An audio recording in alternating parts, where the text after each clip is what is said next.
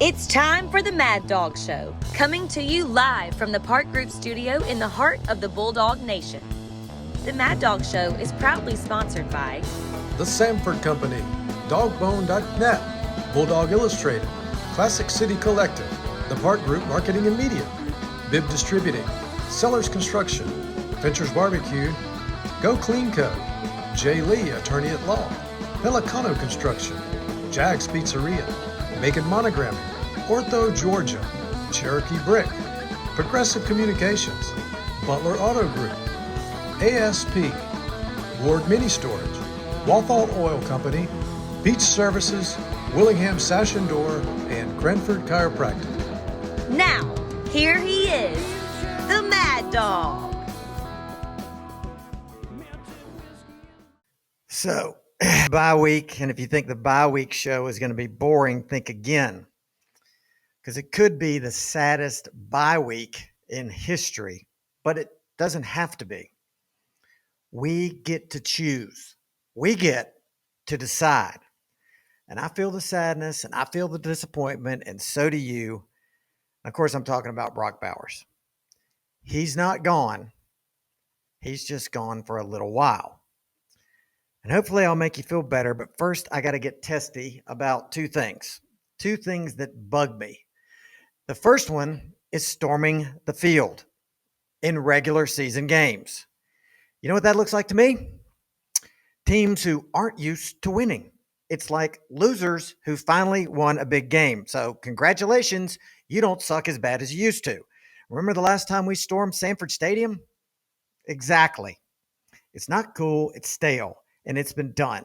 So get creative and do something else. Go burn some couches or something. I think that's been done a time or two, and that's at least a little bit more creative than storming the field. 2, football players holding hands and singing after a game. I know what we used to call that.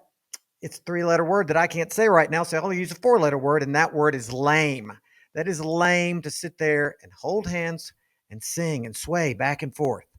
Oh, but it's a tradition, Mad Dog. And to that, I say it's a tradition that sucks. Start a new one. This is a football game, not a Broadway musical. And I'm just getting warmed up. I'm just now starting to get a little bit hot and spicy because I'm excited about this bye week because we got Mark Schlabach tonight. He is back. Mark Schlabach, in case you don't know, is a writer from ESPN. He covers college football. He covers the PGA. He's written more New York Times best-selling books than I can count.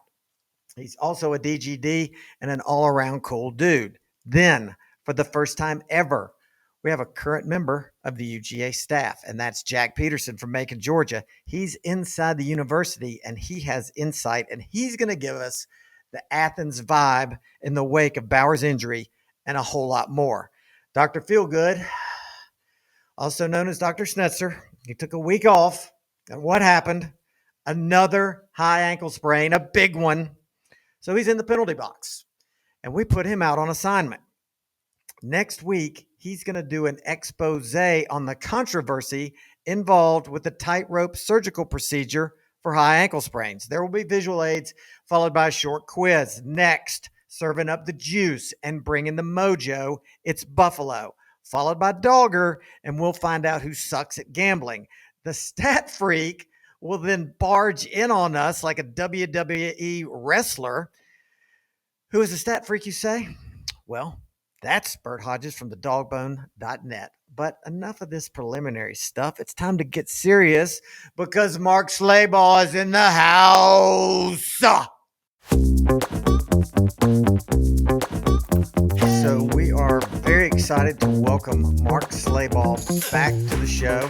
And for those of you who are turning in for the first time and maybe don't know about Mark, let me just tell you a little bit about him because he's not kind of a big deal. He is a big deal. He's more than just my friend showing up to be on the podcast. Mark is with ESPN. He covers college football. He has a wonderful job also following the Pro Golfers Association Tour. Gets to travel around with that. He is also a best-selling author, a New York Times best-selling author. At one time, he had 3 books simultaneously on the New York Times bestseller list. He has written books about Bobby Bowden with Bobby Bowden. He has written books on the Heisman. He's written too many books to name about the Duck Dynasty guys. And he has lots of hilarious stories, such as when his dog got loose on the field at Georgia during the Kentucky game, which I will not force him to tell that story again because I'm sure that he gets tired of it. So, with that introduction, welcome back, Mark. David, how are you? Thank you. I'm doing great, man. Great to have you back. Thanks for having me again. I can't believe, last time I really talked to you was the beginning of the season. We blink our eyes and we're 7 games in. I know it's about halfway over. I think Michigan's reached the halfway point. Still haven't played anybody, but they played half their schedule.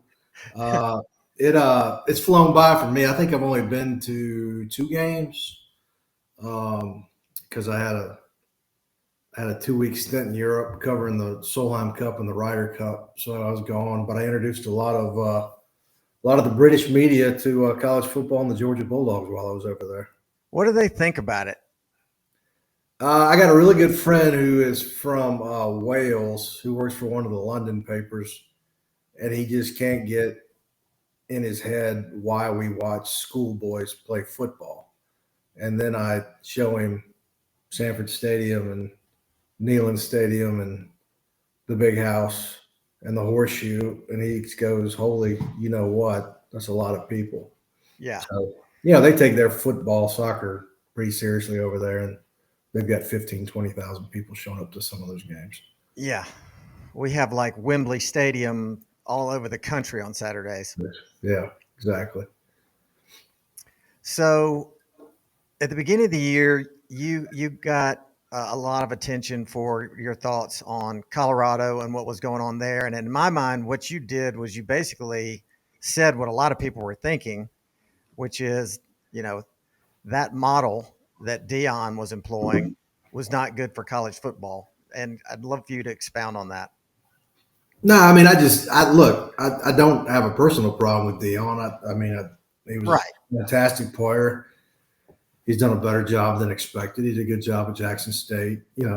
Is it all about him some of the time? Yeah, but a lot of guys are like that. But I just didn't like the means to the end. I didn't like the fact they ran off 55, 60 kids who were on scholarship there before he got there. And, he came in the first day and said, you guys are gone and I'm bringing my Gucci.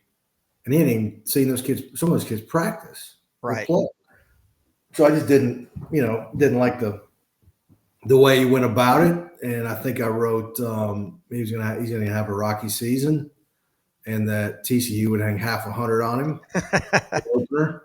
And a lot of people in Colorado got upset with me, but I think TCU scored 42 points the first week and should have had a hell of a lot more than that. But unfortunately, Sonny Dykes' team gave up 45 points and Colorado won. So that kind of started the monster. But look, Dion's a salesman.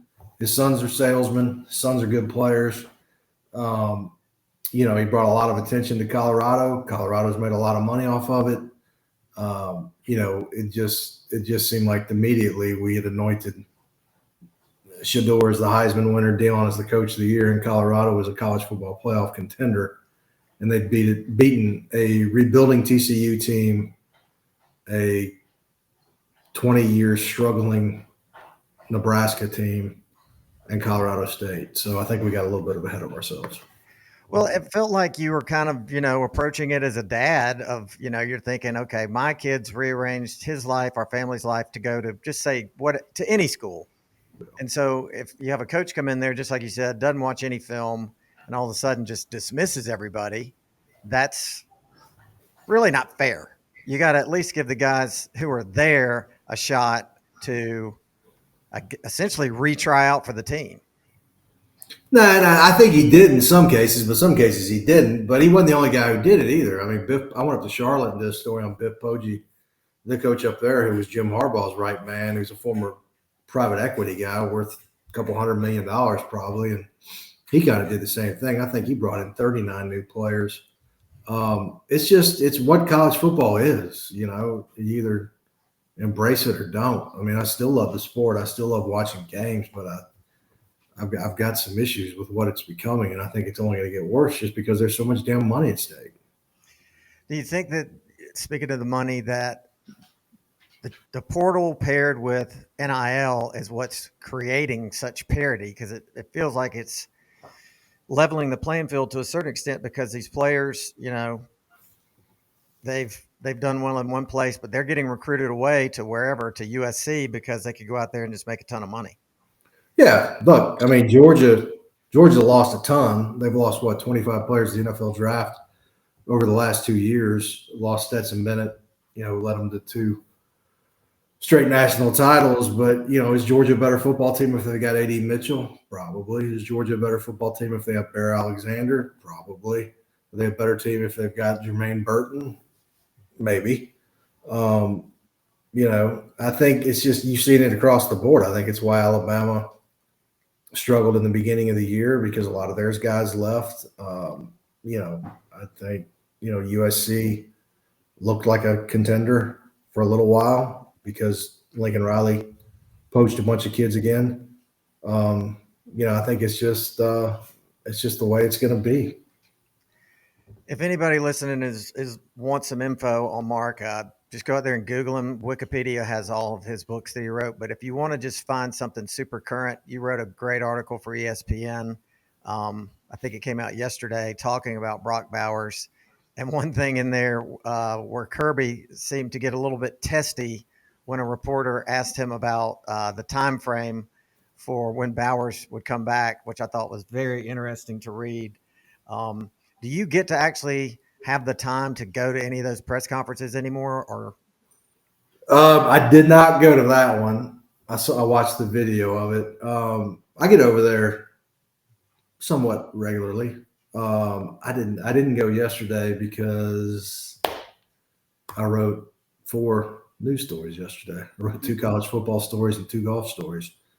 So I did not get over there, but obviously a pretty crushing blow for the Bulldogs, losing Brock Bowers, who I think is the best non-quarterback in college football, maybe the best player in college football. But I think it's a positive sign if you're a Georgia guy or a Georgia fan, because the fact he had the surgery tells me that he wants to come back and he's going to work hard to come back as soon as possible. And Bowers is a different type of cat, and he may come back sooner than people expect, but it's also a pretty sensitive issue because he's got such a bright future in the NFL and was a potential top 5 pick. So I think people are going to tell him, his doctors are going to tell him, and rightfully so, that he's got to be sure he's 100% healthy before he comes back so he doesn't hurt it again.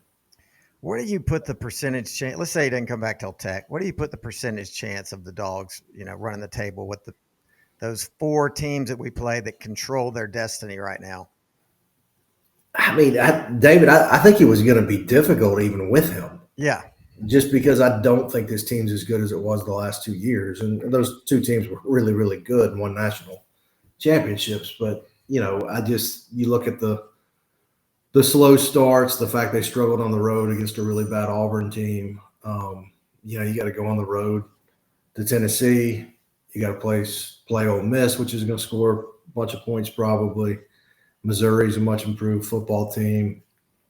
I don't think they should have too much trouble with Florida in Jacksonville, but I think they've turned it over a bunch against Florida the last few years and gotten away with it. So, Bowers is a huge difference maker. I think they've got the talent on the perimeter with Ra Thomas and Dominic Lovett and Rosemy Jack-Saint and some other guys to overcome it. But, it's more than just catching the football. I mean, the dude's so good after catching it and running after contact. And he's such a tremendous blocker, such a dominant blocker. They're going to miss that too. And they've struggled to seal the edge on, outside runs all year. So we'll see. But, they've got the talent to overcome it. It's just if you had to have a play in the fourth quarter to win like at Auburn, you knew you could go to 19 or you could go to Ladd McConkey. Yeah, I mean, he's literally the perfect example of a difference maker. I mean, you look at that Auburn game, and without him, probably don't win. No question about it. I mean, you look at what he did in the fourth quarter of that game. And he's a safety net for Carson Beck, who's still, 6, 7 games into his first season as a starter. So, I was listening to Rick Newhouse on the radio driving to the office the other day, and he said it was going to make Mike Bobo's job easier because now you can distribute the ball to all these different playmakers, and everybody in the receiver room is going to be happy again. And I was thinking in the back of my head, hell with that. If I'm Mike Bobo, I want 19 out there because I know he's not gonna drop it. Yeah, Joey Galloway kind of said the same thing last night on ESPN on their college playoff show, which I found it's an interesting theory. And a lot of It's an people. Let interesting me ask you theory. this: Yeah. It's an interesting theory. I just don't know if it's true. yeah, it's. I mean, you ask wishful thinking. any coach you ask any coach in the country, would they rather have Brock Bowers or would they rather be able to throw it to 6 different receivers? I think everybody's going to say they'd rather throw it to Brock Bowers.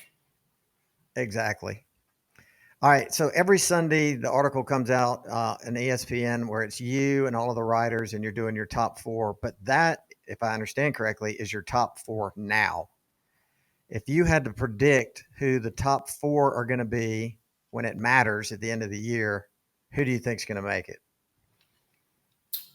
Yeah, I don't know that. I guess it's the top 4 now. I don't know if everybody always follows that. I think there's about 15 people on there, and there's some selections that got me scratching my head a little bit. But I'll still go with Georgia because I think even if they were to lose to like Tennessee on the road or Ole Miss at home, I think with what Alabama's shown over the last few weeks, putting it back together, that if you lost to Tennessee on the road and you beat ranked Missouri, ranked Ole Miss, and a pretty good Alabama team in the SEC championship game, and you're the 2-time defending national champion, I don't think they're going to leave you out.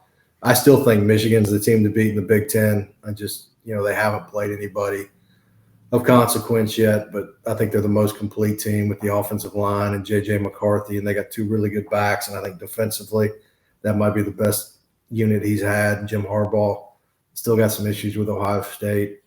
Penn State, we'll learn a lot about this week.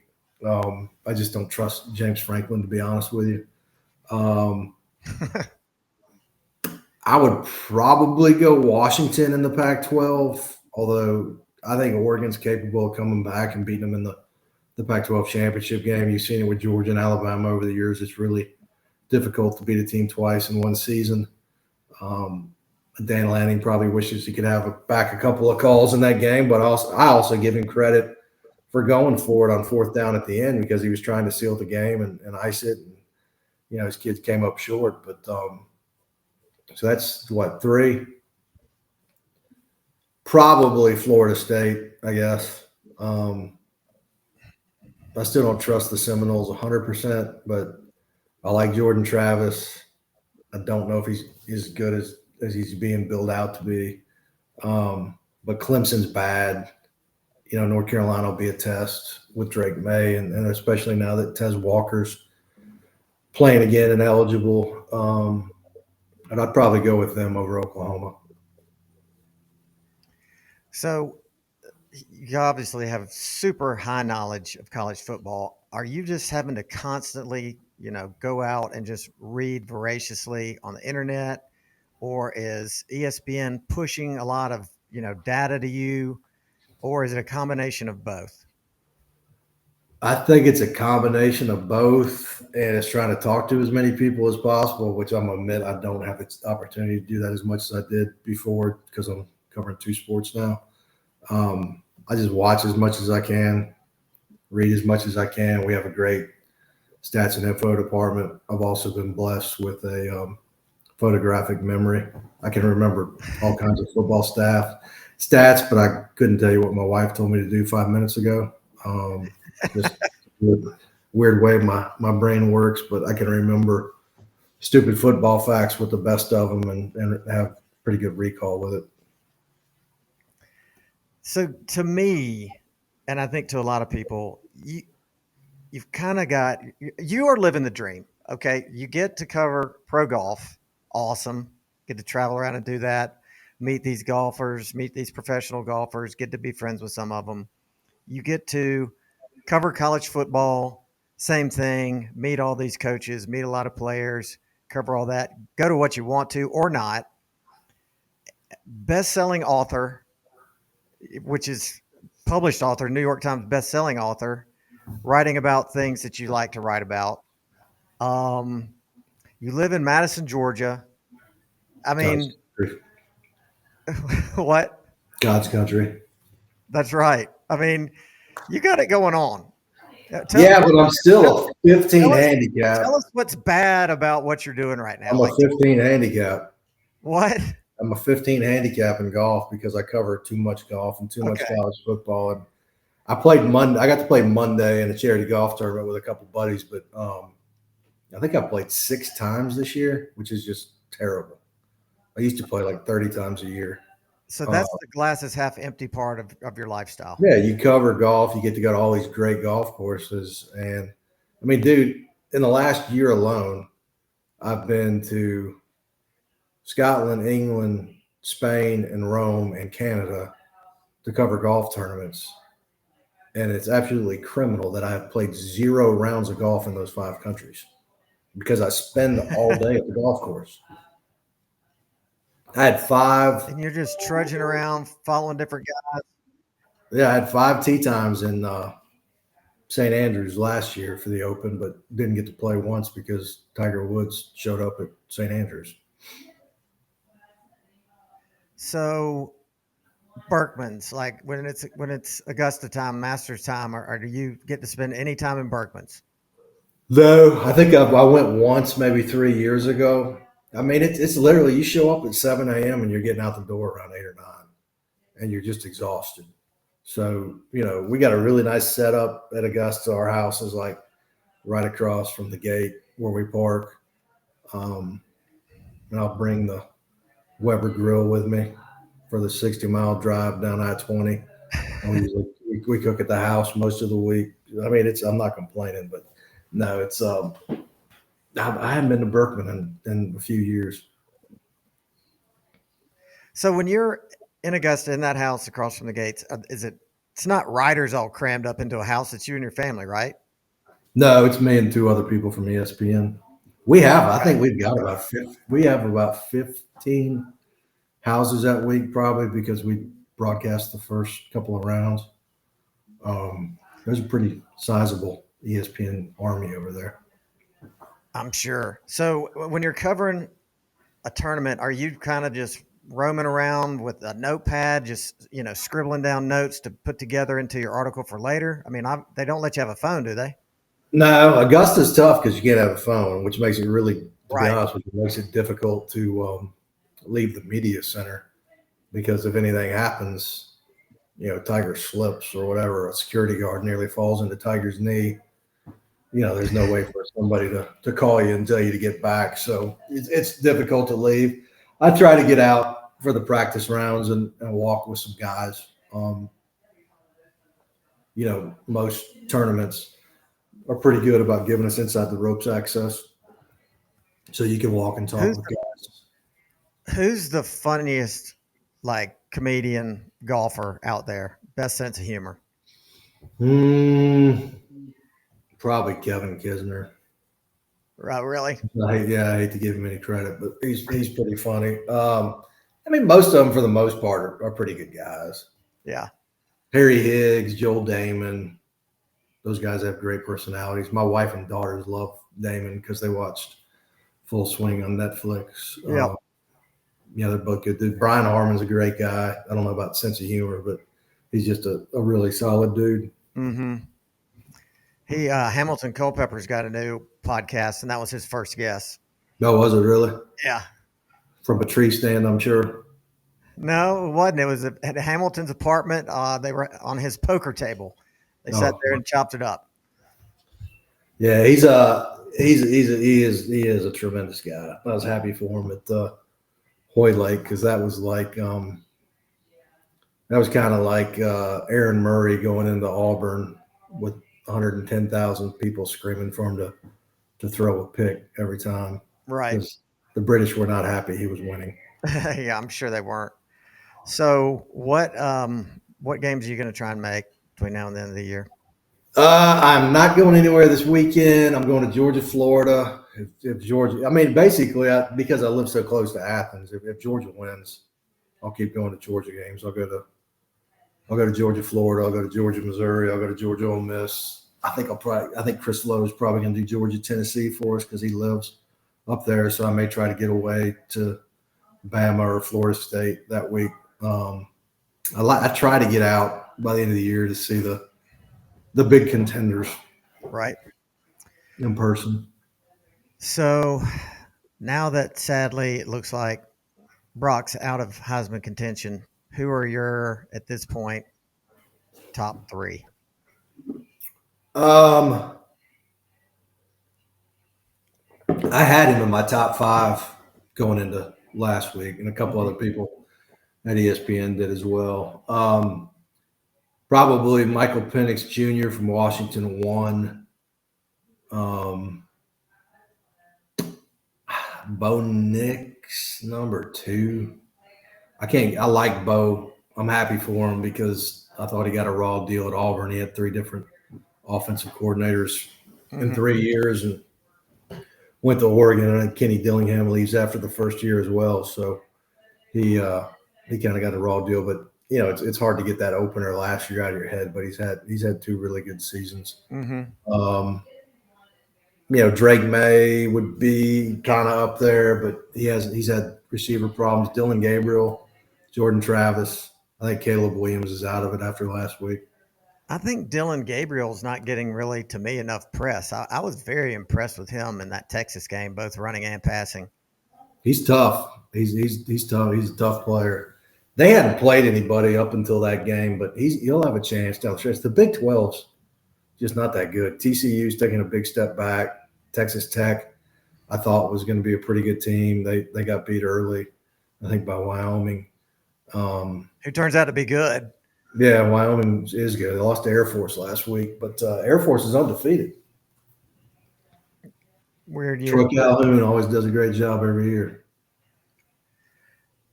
Flipping back a second to James Franklin, I've got a feeling that he's going to get over the hump at Ohio State this week. Am I crazy? No, you're not, because they've got two really good backs. I think Drew Aller has played really well. Probably got the best left tackle in college football.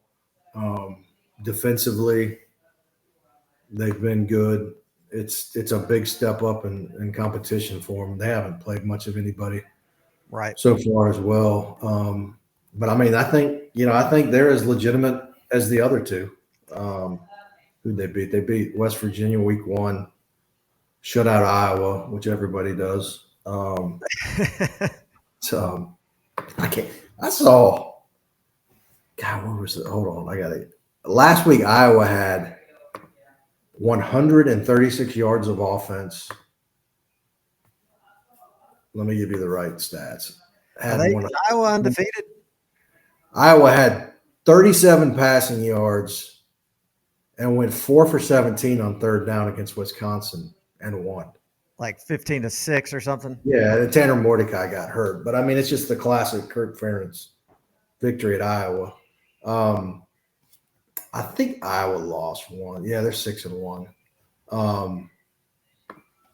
They're just, I mean, it's just criminal that they're that bad on offense, and his son's the offensive coordinator. I mean, it's the worst case of nepotism I've seen since Jim Herrick Jr. hired his son.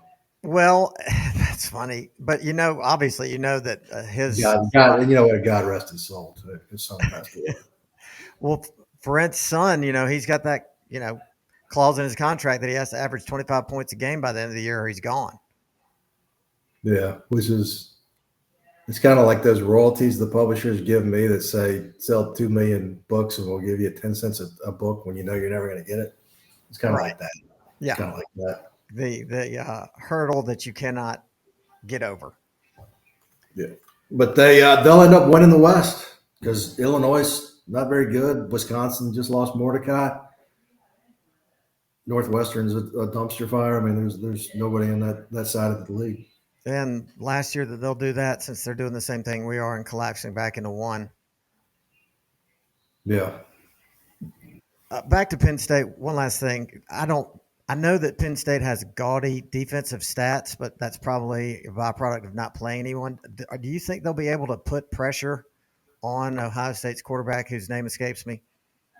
Kyle McCord. Yeah. Yeah, I mean, he hasn't been great. I mean, Marvin Harrison Jr. finally had a big game last week, but I mean, they haven't really gotten it to those guys on the perimeter as much as I thought. And they've still got the two backs too, Trevian Henderson and the other kid. But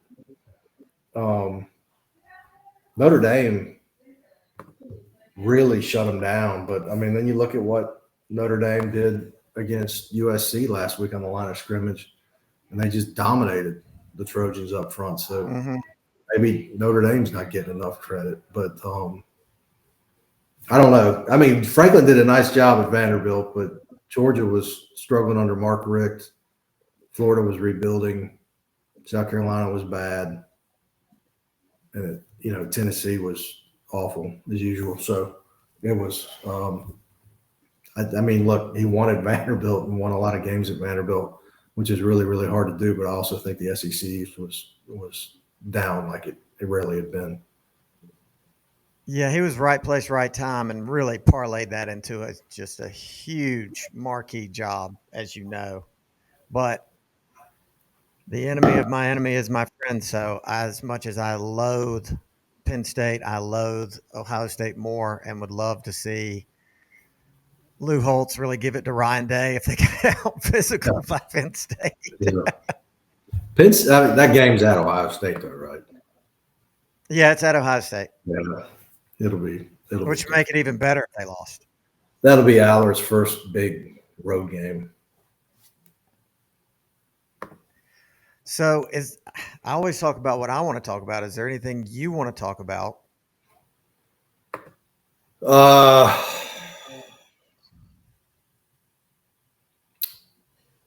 No. I wish Widespread Panic would schedule a Thursday night show instead of a Friday and Saturday in Jacksonville. I mean, you've got the connections. You can pull the strings. You're up there, at ground zero. Yeah, no, I would love to go to the Savannah show, but I don't think I can pull a Friday nighter and then go to the football game. Yeah. I mean, I think the demand's there. All right, maybe in Milledgeville this week for Blues. Are you going to Milledgeville? I don't think I have a choice. What we're talking about is Blues Traveler is playing in Milledgeville, and Mark has a family obligation to go. I guarantee you'll go, and they'll play none of their greatest hits. That's what happened the last time they were in Macon. It could be worse. Like it could be. God, who was that? Let's see. Now that I say this, I can't even remember the name of the band. It was so bad. I just blew it. I can't remember. I'm sorry. It's a band from that genre from back in the day. Yeah, that had like one hit.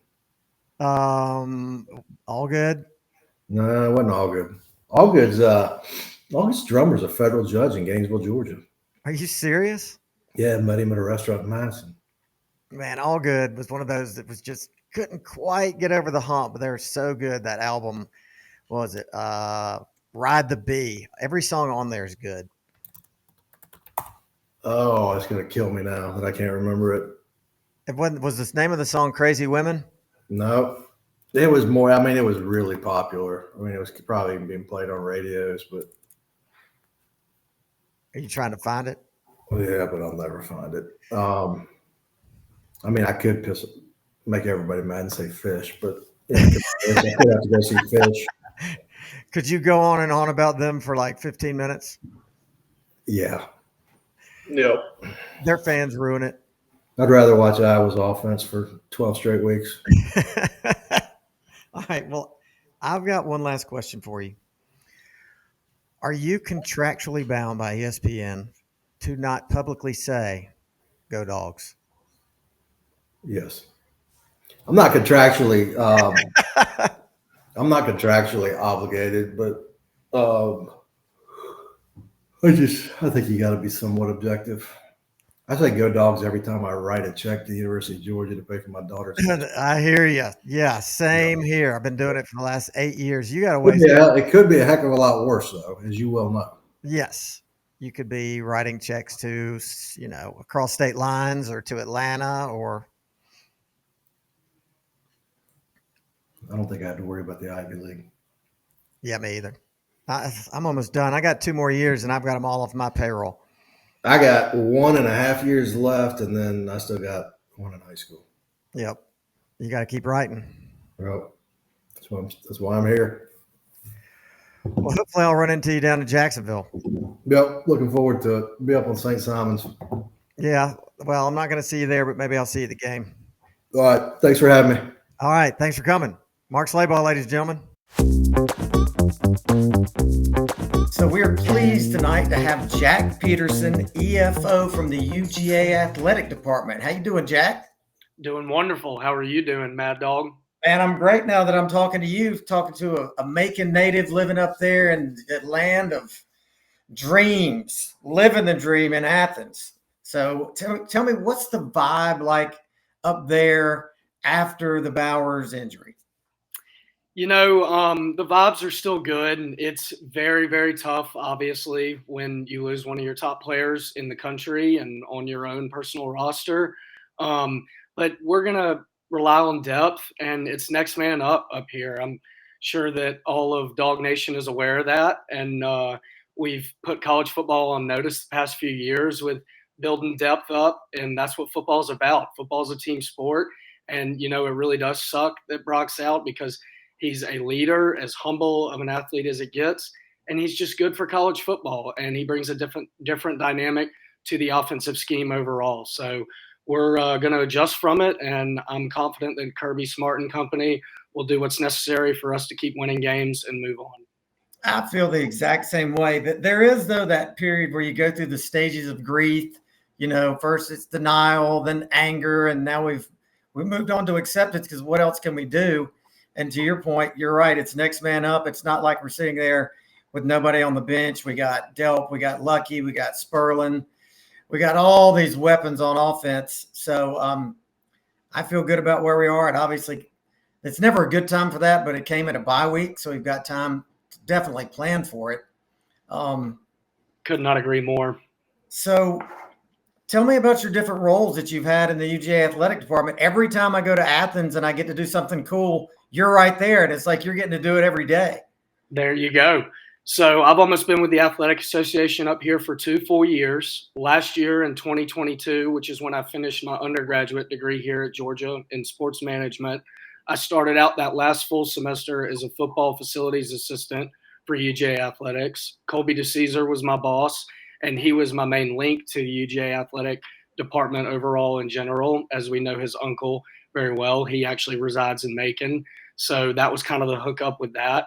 And I learned so many invaluable things under Colby, taking care of the indoor turf field, picking up trash after practices, make sure everything's clean when coach dismisses them and whatnot, post-practice, setting up the 2021 CFP trophy at alumni events, donor events, all that good stuff for all the guests to view and take pictures with, and just other little tasks like that here and there, working all home football games. That was a real treat last year, coming back off a national title in 2021 and having the first full year last fall really under my belt to get things going. And then this past December came along, and towards the end of that, I wanted to take the next step and keep going up here with athletics, and I applied for this EFO full-time internship. My boss is Tanner Steins. He is the one who oversees me. He's the associate AD here for facilities, ops, and capital projects. So after the Zoom interview towards the end of last December, I was offered the position a couple days later, and I've never looked back since then. The cool, unique thing with this department is that I'm pretty much overseeing all sports. I still have a hand in football for the home contests, but now I'm with baseball, softball, tennis, basketball, volleyball, equestrian, track and field, all the other sports on top of football. So literally doing so many things at once. Every day is a different day, obviously, in the athletics world, as you can imagine. So we're striving up here to be the best athletic department in the country, and our future is very, very bright. So to sum up, you've got dream job with dream school in Dreamtown. Is that kind of Absolutely. in a nutshell? Okay, That's very random. fitting. Yes. I got scolded last week by my brother for referring to artificial turf as astroturf. He told me that astroturf is long since gone. I then looked it up. Educate me. AstroTurf is different from field turf. How?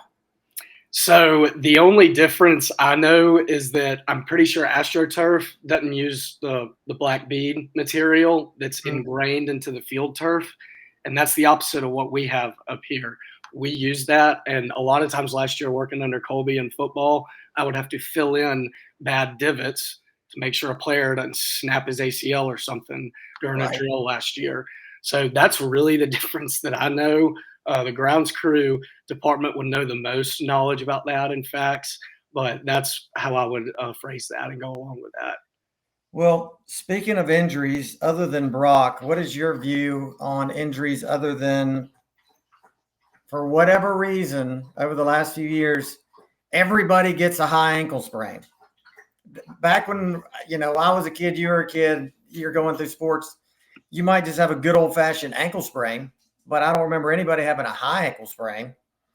We got Mims out. We got that Truss has that too, right? Truss, that just happened to Vanderbilt last weekend. Has he had the tightrope? Not that I'm aware of. Not that I'm aware of, but I know it happened in the second or third quarter against Vandy this past weekend. So it's possible, I guess, Mims could be back. So this is literally perfect. I was coming back from lunch to work today, and I walked right through the main indoor of the bottom staircase facilities, and Mims is fully dressed out. He doesn't have his pads on or anything, but he has his pants on, cleats on, but I can see he has his big ankle brace in his hand. So I think he was going up to the training room to see Mr. Corson, get taped up, yada, yada, yada, do all that good stuff. So it looks like he's very, very close to being full contact back. If he's not yet, it's very, very marginal and close. So maybe next week. Maybe next week. That's what I would say, especially like you mentioned about 5 minutes ago to start the show. This week could not have come at a better time to be the bye week for Georgia. So back to, I'm going to ask questions all over the place as you say stuff that grabs my attention. So absolutely. You went through ground floor, I'm going to call it cafeteria, where all the players eat. Do you get to eat there too? I do not. Last year under the football department, if there was leftover breakfast after 10:30, which is like when breakfast technically shuts off at Buttsmere for the football players, we could go get the extras. But this year, since I'm in the EFO department, kind of in Buttsmere more, as opposed to the football indoor area, I am not over there as much. And by that point, all the food's gone and I'm already doing other duties and tasks. So they made it clear when we were there that it's pretty strict on who gets to eat there. I mean, they're not just letting anybody slide in there at all. Coaches and players first priority and nobody else. Support staff, a few others, the equipment guys. That's about it. Okay, back to injuries. Ingram Dawkins. Are you seeing him walking around? I'm not. He's still in that boot. I think he'll be back sometime in November. But I know we were texting about him a few weeks ago. We're going to need him back. I think he is a massive defensive line pressure presence that we are missing. Warren Brinson has obviously been anchoring most of that, and he's been a phenomenal improved stud. But we're going to need more depth on the D-line, and I know you and I have been talking about that a lot. Yeah, he's like the forgotten man. Because, he's basically been gone the whole year. I think he maybe got some reps in first game and then tried to go and couldn't. And then they finally threw in the towel and said, we're going to have to operate. The whole procedure. It was a bone in his foot, I think. Mm-hmm. Some sort of bone chip, maybe, something like that. Yeah. All right. Who do you think is going to help really fill the vacuum created by Bowers? He's not gone, but he's not with us for a while. Is there somebody, kind of off the radar that you think could step in? I mean, obviously everybody wants Ladd to be that guy and be back healthy. Before I get to the younger tight ends, which I'll conclude with them, I'll start with the receivers. Everybody knows Ladd is our top receiver, depth chart wise. I mean, gosh, I think he hurt his back again against Vanderbilt this past weekend. Oh, he did? He did. Mm-hmm. Wow. So, I haven't read that. So I know that we're really being precautionary with that whole deal. Dominic Lovett is a stud. Everybody knows that. We use him a lot differently than Missouri did. I would say he was more of their number one over there, as to where here we have a tight end like Bowers. Okay, he's our normal, usual go-to, but we can use Lovett for motions. I mean, gosh, he's fast as heck, as we know. So I think Dom will really emerge. You'll start to see with Bowers absent. I think Dom will become that go-to receiver personally, just because Ladd is still gradually coming back. I think Ra-Ra's developed a lot better, especially since the Kentucky game. I mean, you saw those catches, specifically the touchdown in the end zone that he had. He has got length. He's tall. And I think that Ra-Ra we're going to really, really depend on him and moving forward.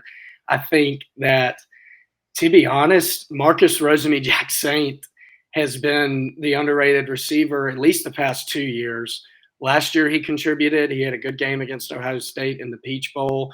He had that touchdown versus Tennessee in November last fall.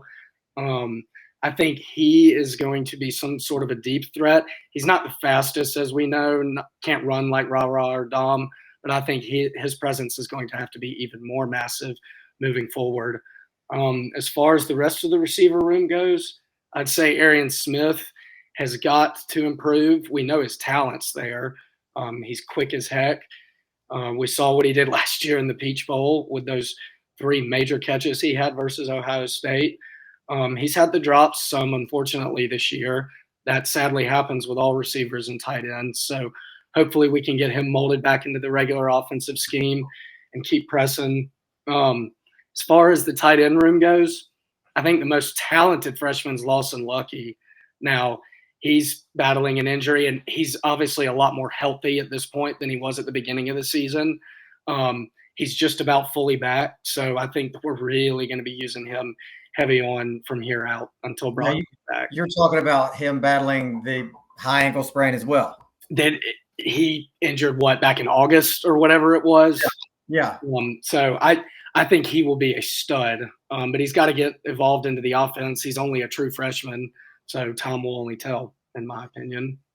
So do you think because of him being a freshman, him coming off an injury, you also got Sperlin back there, freshman coming off an injury, it almost thinks we're going to have to move away from a lot of our 2 tight end sets and just really open it up even more?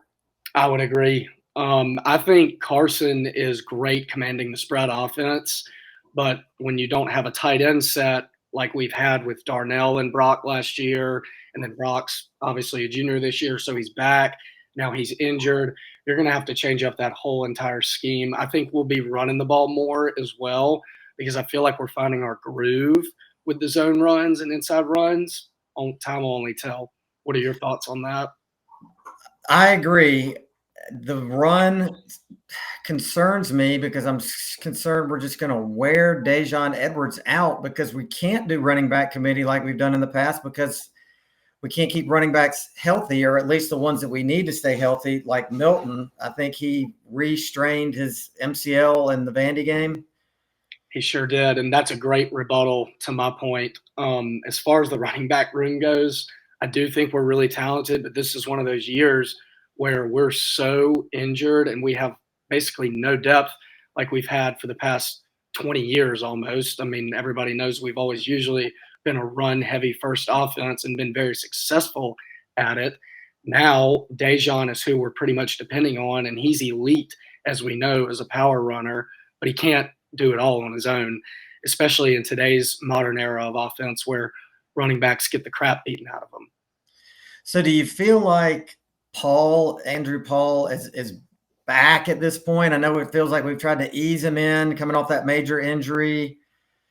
He's somebody we really need to emerge. Couldn't agree more. That was kind of where my brain was going, that Andrew Paul is definitely that next guy, and he definitely has that it factor. He's lightning quick, too, and very powerful, but I think they've been trying to ease him back into it, and you know how Kirby is with easing back starters from injuries into the whole philosophy and everything, whether you're an offensive or defensive player. So time will tell with him, too. I was hoping that, based on everything I'd read in the offseason about Cash, that he could come in and maybe be a little bit Kenny Mack-esque. And it just doesn't seem like that's materialized. It doesn't seem – I mean, you can't replace Kenny McIntosh. But I was hoping that somebody might try and do their best imitation. But it just doesn't seem like so far that that's kind of where things are moving. I could not agree more with that take. And this is one facet of the running back room that I've noticed this year. We don't really have a guy that can catch out of the backfield. That's what I'm saying. And that's where it relates to the whole Cash Jones spiel, not really panning out. He's getting to rotate in every now and then. He's definitely gotten playing time this year and had a few touchdowns. I guess he had that one against UAB maybe, or at the end versus South Carolina, potentially. It was one of those. But we're going to have to really get a guy to step up with Branson being out the rest of the year, Andrew Paul easing back into it. Now, I will say Andrew Paul can catch out of the backfield from my understanding on the scouting reports. It's just going to take time because, as we know, he's been injured, and we've been trying to ease him back into things. All right, here's a forgotten running back that there's a little bit of hoopla in the offseason because he's from Athens. He transferred back from Tennessee, Laneith Whitehead, and he's now the invisible man. I mean, I don't even know. Does he dress out? I believe he dresses out. He just doesn't rotate in, doesn't get any playing time, to my knowledge. I don't even know if he's gone in for the garbage time minutes for the UAB game, Ball State, UT Martin. I don't know if any of that happened. So he is invisible right now, to say the least. But I'm hoping for the best for him. Yeah, me too. I mean, I think he's a hometown hero type. And, the tape that I saw of him from when he was at Tennessee, he looked good. He looks the part. He's big. I think he's like 6'2", 210, 220. So, I'm guessing that it probably just takes some time to learn the intricacies of that system that they're running. Absolutely. I could not agree more. And, one more back that I want to bring up. I noticed we haven't been running Bell as much lately back there. Right. I think we need to keep him back there with Dejan. That was literally the forgotten name that I was going to bring up. I think that he can definitely catch out of the backfield since he's such a solid receiver. Yeah. It's hard because Dejan runs it so well, but you don't know if he's ever going to get dinged up. So then you throw Bell back in there, and time will tell with Bell. I think he can be productive, but we're just going to have to get more depth, as we've been saying. And he's having to learn the offense from a completely new position. It's like, that's got to be – that's like – yeah, it's got to be – you're starting from scratch. The good news is he played it in high school, and, he could be lethal coming out of the backfield if we could, get some packages for him that would work. Games 1 through 4, he was very solid out of the backfield. So hopefully he's progressing more with the schemes and the motions and knowing what to do, because I know it's not easy transitioning from being a good wide receiver or a Z wide receiver, the slot term, to a running back. But to that point, he'll probably go back and forth with both positions until we can get guys healthy in the backfield and Paul gets back. And it'll be very interesting for sure. Well, the offense must be doing something right because poor Brett Thorson's only gotten to get in on one play for the last 2 weeks and none at all last week. All right. There you go. All right. Defense. We were kind of hanging in there as far as points per game of last year, at least. That probably bumped up a little bit against Vandy. I can't believe Vandy's skewing the numbers a little bit, but we gave him a short field on several of those, including one of them at the 1 yard line. Particularly their final touchdown. Yeah. So middle of the line aside, how are you feeling about everything else? On the back end, and I'll include the linebackers as well, mainly the two inside ones, I think our secondary is the backbone of our defense right now. And that's usually not been the case. As we know, our front seven for years and years has been nasty and consistent as it gets, quick guys off the edge. Well, as you mentioned about a minute ago, we're seeing that as the opposite this year. And then you have another unit like the secondary come along. I think our safeties are the best safety group in college football and one of the best trios of safeties because we play a star slash nickel, and that's what Tyke is. Mm-hmm. One of the best safety trios in the past 10 years in college football, probably more than that. And I think Kamari Lassiter has really asserted himself as cornerback one on the team. He started last year as a sophomore and had a good year, but he had a lot of growing and developing to do. So he's definitely our number one cornerback. Dalen's doing well. I still think he's got a ton of developing to do. He's very lengthy and quick off his feet, but he's only a sophomore, so he's kind of learning like Kamari was last year.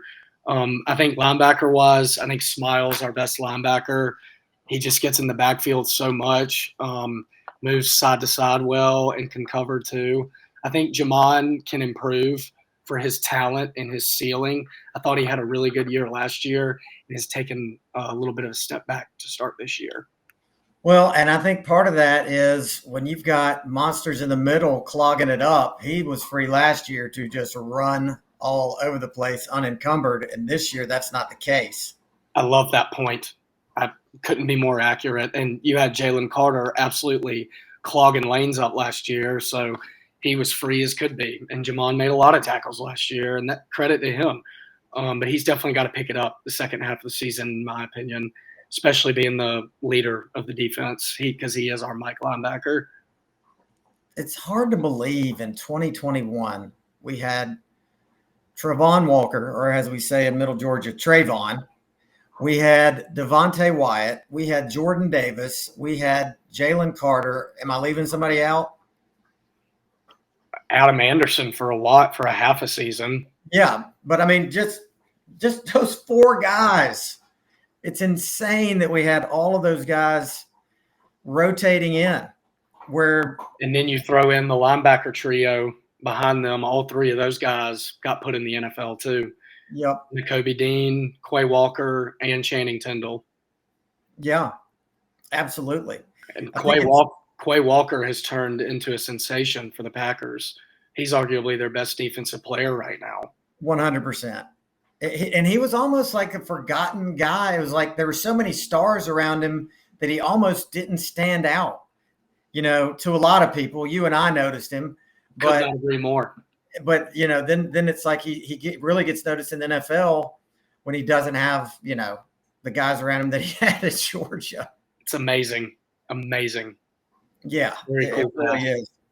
I think one thing that people should take heart with is, looking back, okay, 2021, Pickens was out the whole year. Last year, we had, the AD debacle pretty much all year with his high ankle sprain. Then you had Nolan out for the year, I think maybe from the Florida game on.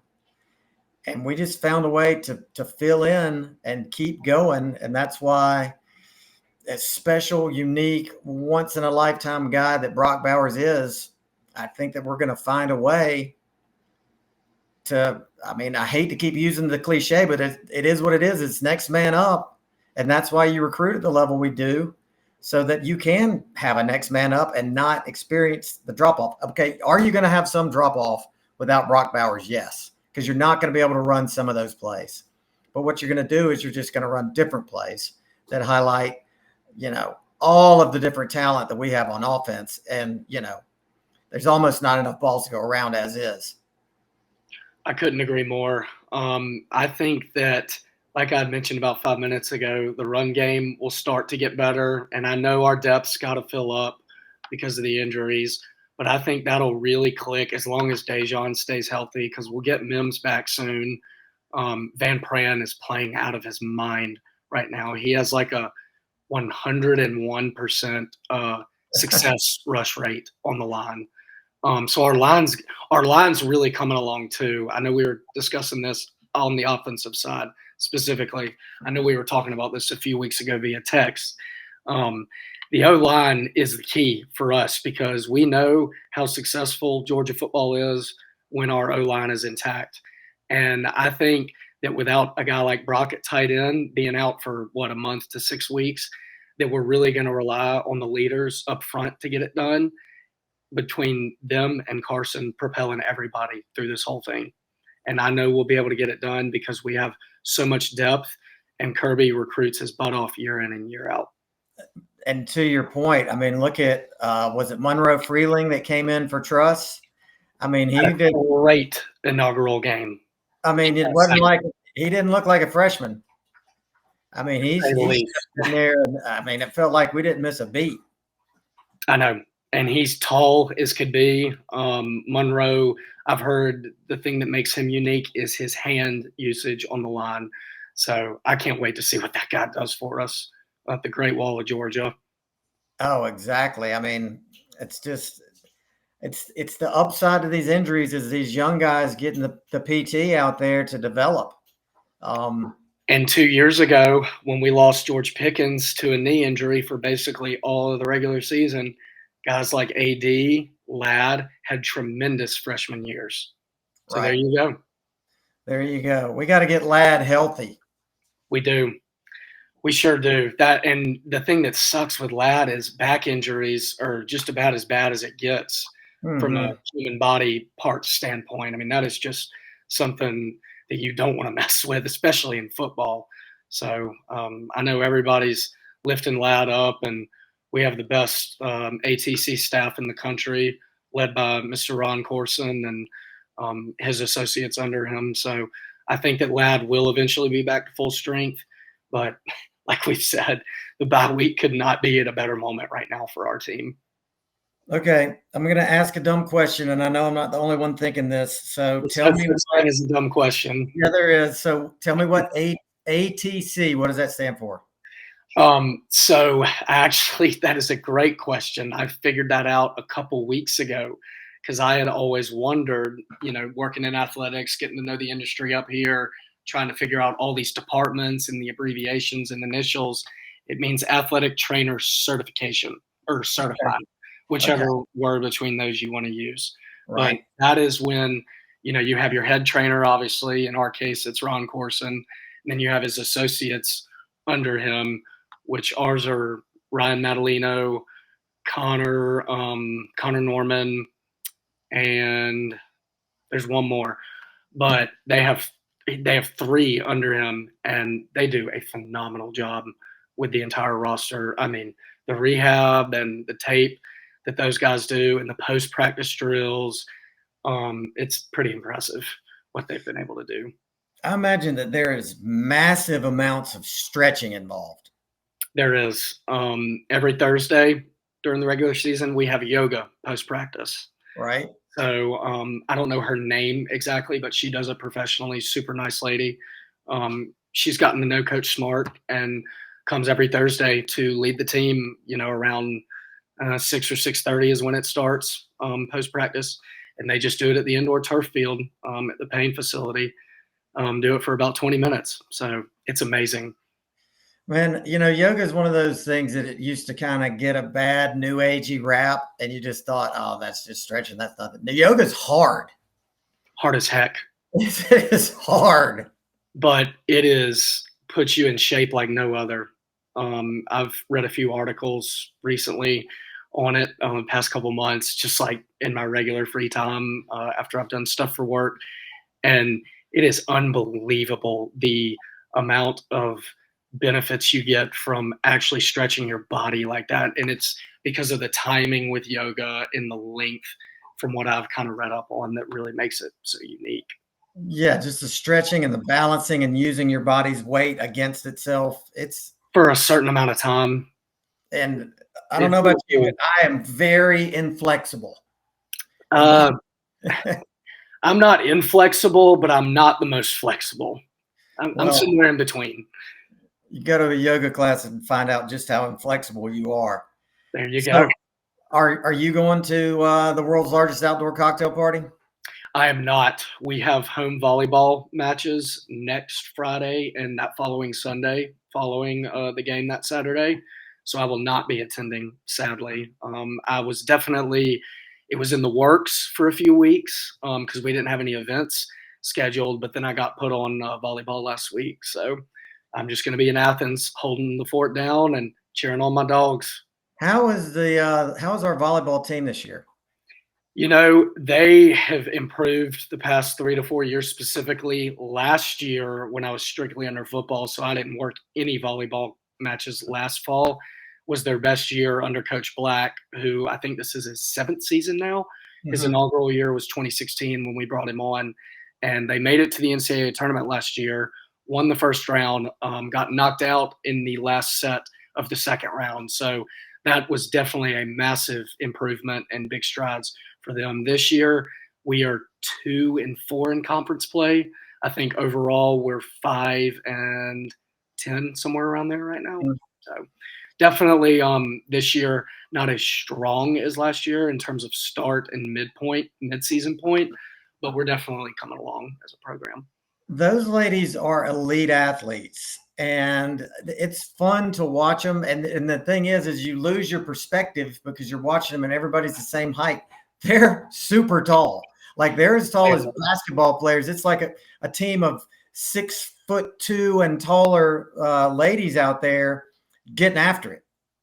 They get after it all right. I mean, it's just like basketball, but you're in that enclosed square and you got to make sure that you don't truck a teammate. That might happen here and there, but you definitely got to watch out for yourself as far as the girls playing field goes in volleyball. My biggest thing with volleyball that has captured my eyes and fascinated me running these matches and helping out our bosses at these tournaments is the coordination with their eyes tracking the ball. Especially, you got to hit it 3 times, and by the 4th hit, that would be a penalty, and it'd be a point for the other team. So by the 3rd hit, if they have a good setup, they could have a massive spike towards the other team, and they just slam it. And you're like, how do you track that if you're the opponent? So it's pretty neat to watch them grind on that. Yeah, and then you think of like Maria Taylor, who did basketball and volleyball. I mean, that's just unbelievable. The flexibility is ingrained in those sports, to say the least. And now she's the queen of football, basically. Queen of NBC, just running things. Just a fantastic ambassador for the University of Georgia. Heck of an ambassador. Could not be a better leader. I got to meet her one time, and she was walking down a hallway, and it had the vibe of like a rock star or a movie star coming down the hallway. I mean, people were just like, oh my gosh, it's Maria Taylor. And she was so nice. So when I was with football strictly last year in 2022, she was our featured guest speaker for one of the recruiting visit weekends when we had some high school prospects that weekend. It was like mid-June or so, and her energy and passion for the school and passion for athletics in general and having that analyst role now on a world stage, unreal. I mean, if you're a recruit, how do you not just commit on the spot after she gives her talk? I know. In the best recruit lounge in the world, too. Right. The West End Zone Football Recruit Lounge at Sanford is something to behold. So, okay, you've got the locker room in there, and then where is the recruit lounge in relation to that? So the recruit lounge was the the middle phase of the 2017 renovation project at Sanford. That was Coach Smart's big first project when he took on the HC position here for the football team. The recruit lounge is in the middle. So you know where the big tunnel is on the home side where we run out and the smoke and stuff?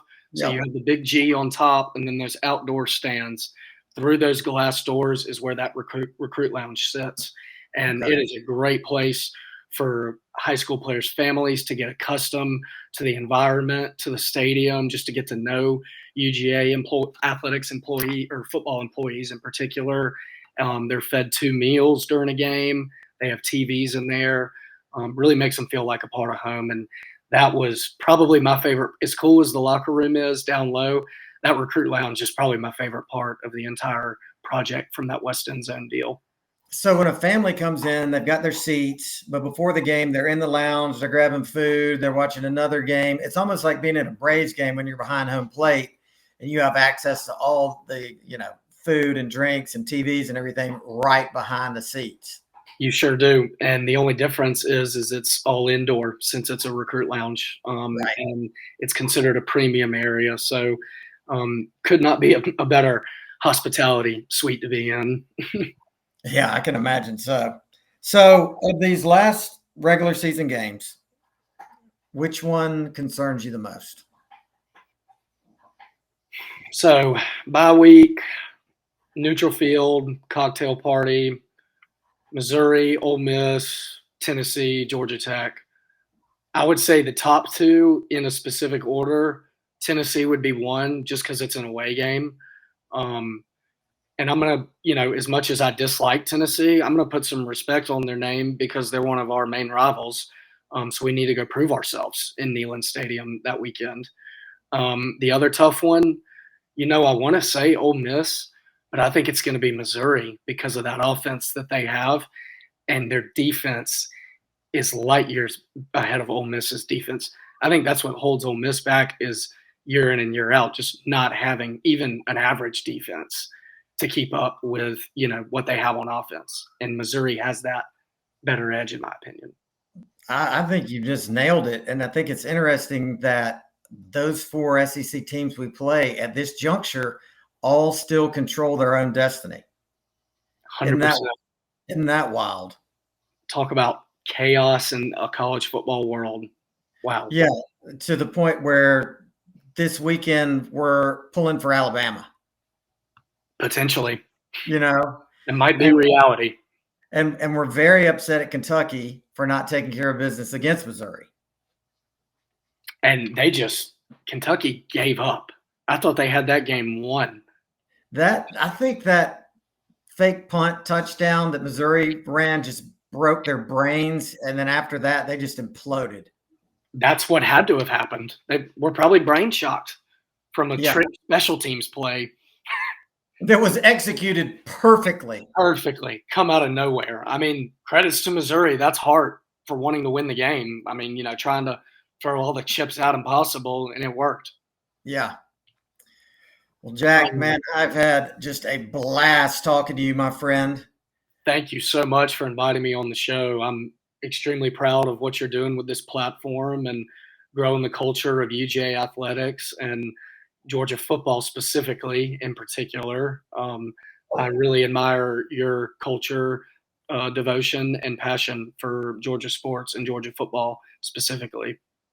Well, thanks, man. I tell you, it's been a happy accident the way this thing has all transpired, and it sure has been a fun ride. And I'm just excited for you, man, and everything you got going on, living up in Athens, just pursuing your passion, and that's what it's all about.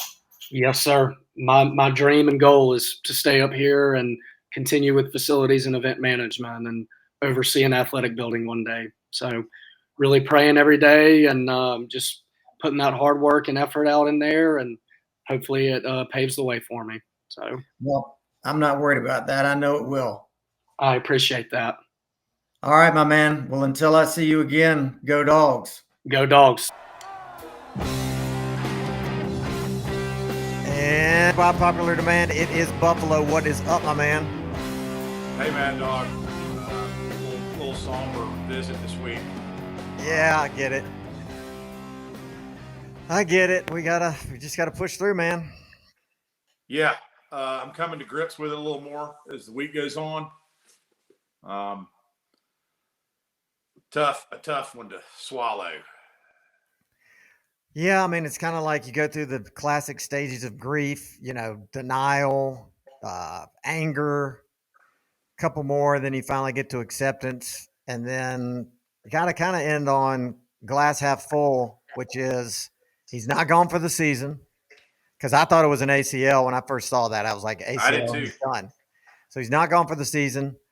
We still have everything in front of us. And this just in, our team's not so bad. That's right. We got plenty great players lined up. And, I'm sure this has been said a million times, but open up for other people to emerge, maybe gain a little more confidence and realize that I've got to do this now. I can't rely on him. And when he comes back, I mean, we might be, we will be a stronger team. And you look at last year, we lost Nolan for the year, Nolan Smith. Yep. We had AD out for most of the year. Mm-hmm. You go to the year before that, and, Pickens was basically out for the whole year. And when we did have him at the very end, he was maybe 75%. So, we've seen this movie before. Kirby knows what to do. He's got the players to do it with. It's not like Delp's a bad option.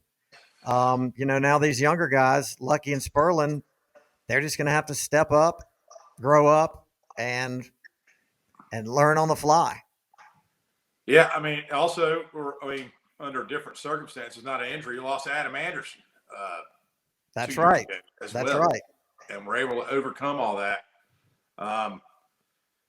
Pearson, Lucky, yeah, I guess Lucky's going to kind of get a little more than Sperlin, but I don't know. It'll be interesting to see if we go to more of a one tight end set and try to have another wide out on the field, which I kind of think we will, but I don't know. You never know. I think you told me earlier this week, we got 2 weeks to kind of work with it and find out what we want to do. Yeah, I mean, exactly. That's exactly what I was about to say. The bye week is a perfect time to regroup and figure out, what you want to be without him. Are we going to keep trying to see if we can do those 2 tight end sets? If so, it's going to be super hard to be as effective as you were. Of course, never going to be as effective as you were last year with Darnell.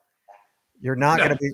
I mean, you're not going to be as effective as you were with Brock, but you still may be able to be pretty darn effective with those 2. But I'm sure that they've got backup plans for that, where you're in a classic one tight end set with a bunch of wideouts. I mean, it'll be interesting to see us spread the field. It sure will, and I think the defense will kind of get a little. They'll know that they have to pick it up. Our defense has been fine this year. Been fine. I mean, we've been spoiled, but they're going to have to toe the line a little bit on this too. Yeah, they've been really good, not great, but then again, what we're comparing them to is almost not fair. Yeah. Talk about the historic defense of 21, defense last year, still dang good. And, this year we were good. I mean, Vandy scored 20 points. Yeah, one of those drives started on our 1. The other, I believe, was on a short field. The bad drive was the beginning of the game on a busted coverage. Yeah, which we've had a couple of those this year. Yeah. Busted coverage, and I think that was Taki, who had a great game. What was that one series? He had 2 tackles and a pick. Yep. That was on a 3 plays in a row, but I think he busted that one. We've had a few of those this year, and it's the only thing that scares me is when you get, and we got to play Florida first, but when you get into Ole Miss and Lane, I don't want to confuse people back there and bust twice in a game. I don't know. Sometimes I think maybe Christopher Smith back there would have probably prevented a lot of busted coverages. But everybody's got to grow up and learn. And I don't have any. Our back end is awesome. It is our strength for sure. It is. It is. It definitely is. Hey, my boy Jalen Walker, who I keep talking about, he had a couple of good pressures. He did, and he had one on that crappy hold they called on us. So I'd like to see him get a little more playing time. But what a strange game that was. I thought it was weird, and I think Kirby mentioned it was weird to someone. It was kind of a strange game, and it kind of the setting itself lent itself to being a weird 28,000 people with a bunch of cranes and a bunch of circus tents and porta-johns and whatever else. Everything about it was weird. My entire family deserted me. I'm in my den alone on my couch, sulking, the whole game at everything that's happened. First, they score first. It's a classic slow start. We're doing things like fumbling snaps so that Cedric Van Pran has to pick it up. Yeah, what a play. Looked like he's auditioning for running back, pick it up, Play. jump somebody and does a spin move for a gain of 6. I mean, it was beautiful. That was an athletic move right there from a big guy, man. It was. That was impressive. I've never seen that before. They'll show that. Mel Kiper will show that during the when they or during draft day or whatever's going on. They will show that play. Like, look at him. He can even pick the ball up and take off. Need to put him down there in our goal line package. Exactly. Dejon, man, he just continues to seem like he's getting better each week. I mean, that guy is just a workhorse, and his running style is just so unique. It's hard to even describe it. He's just so patient and waiting for the holes to open up, but then he can get through holes and slide through holes that I don't think anybody else could get through, and then he'll disappear into a pile and then all of a sudden emerge 3 yards down the field. Yeah, he can stop and change positions on someone. And you wonder his legs. I don't know what kind of knees and all he has, but they're incredible because he does acrobatic things really with his body, and he really he's made a ton of people miss this year. There was one play, to your point in particular, where he was running downfield and he just came to a complete stop. Let the guy go by him. The announcers were amazed. They're like, "You don't understand this. What he just did there is next to impossible." Yeah, instant brakes and then crank it right back up again. It's a sight to see, man. He's really Kendall looked great the first half, and then hopefully he's okay. I mean, I know he had some kind of left leg. I don't know. They had it in a brace. I'd like to see both of them running, with his full steam now. I mean, I want to see him without a brace. I do have to give it to Kendall Milton for that. The way he stretched out a half an inch above the ground on the play they reviewed to give us a first down on that fourth down play. He came to play. I mean, he was looking great. Yeah. It was reminding me back of his freshman year when he was running all over the place. So he if he can get healthy, stay healthy. I think the coaches have said, if you feel anything, if you feel the slightest hint of a twinge, you tell us and you're coming out. Really? Okay. Because on the sideline, his body language and his demeanor said, "Hey, I'm fine." Either he's on a pitch count or what I just said.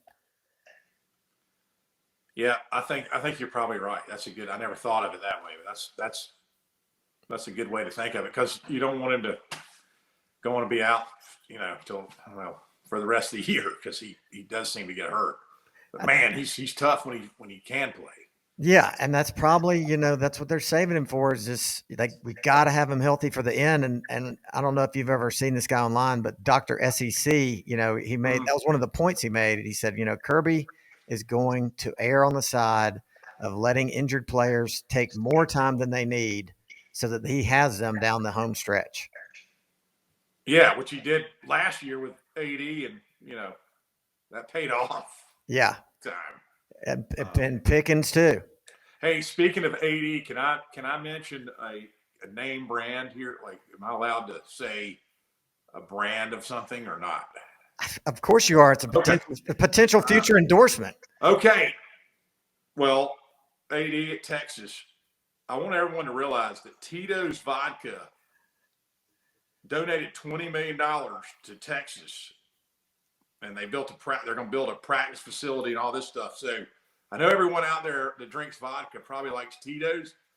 There's a new vodka now, Hunker Vodka. We need to go to that. Okay, so you just support your rival. We're going over there to play them next year. You want to keep drinking Tito's, huh?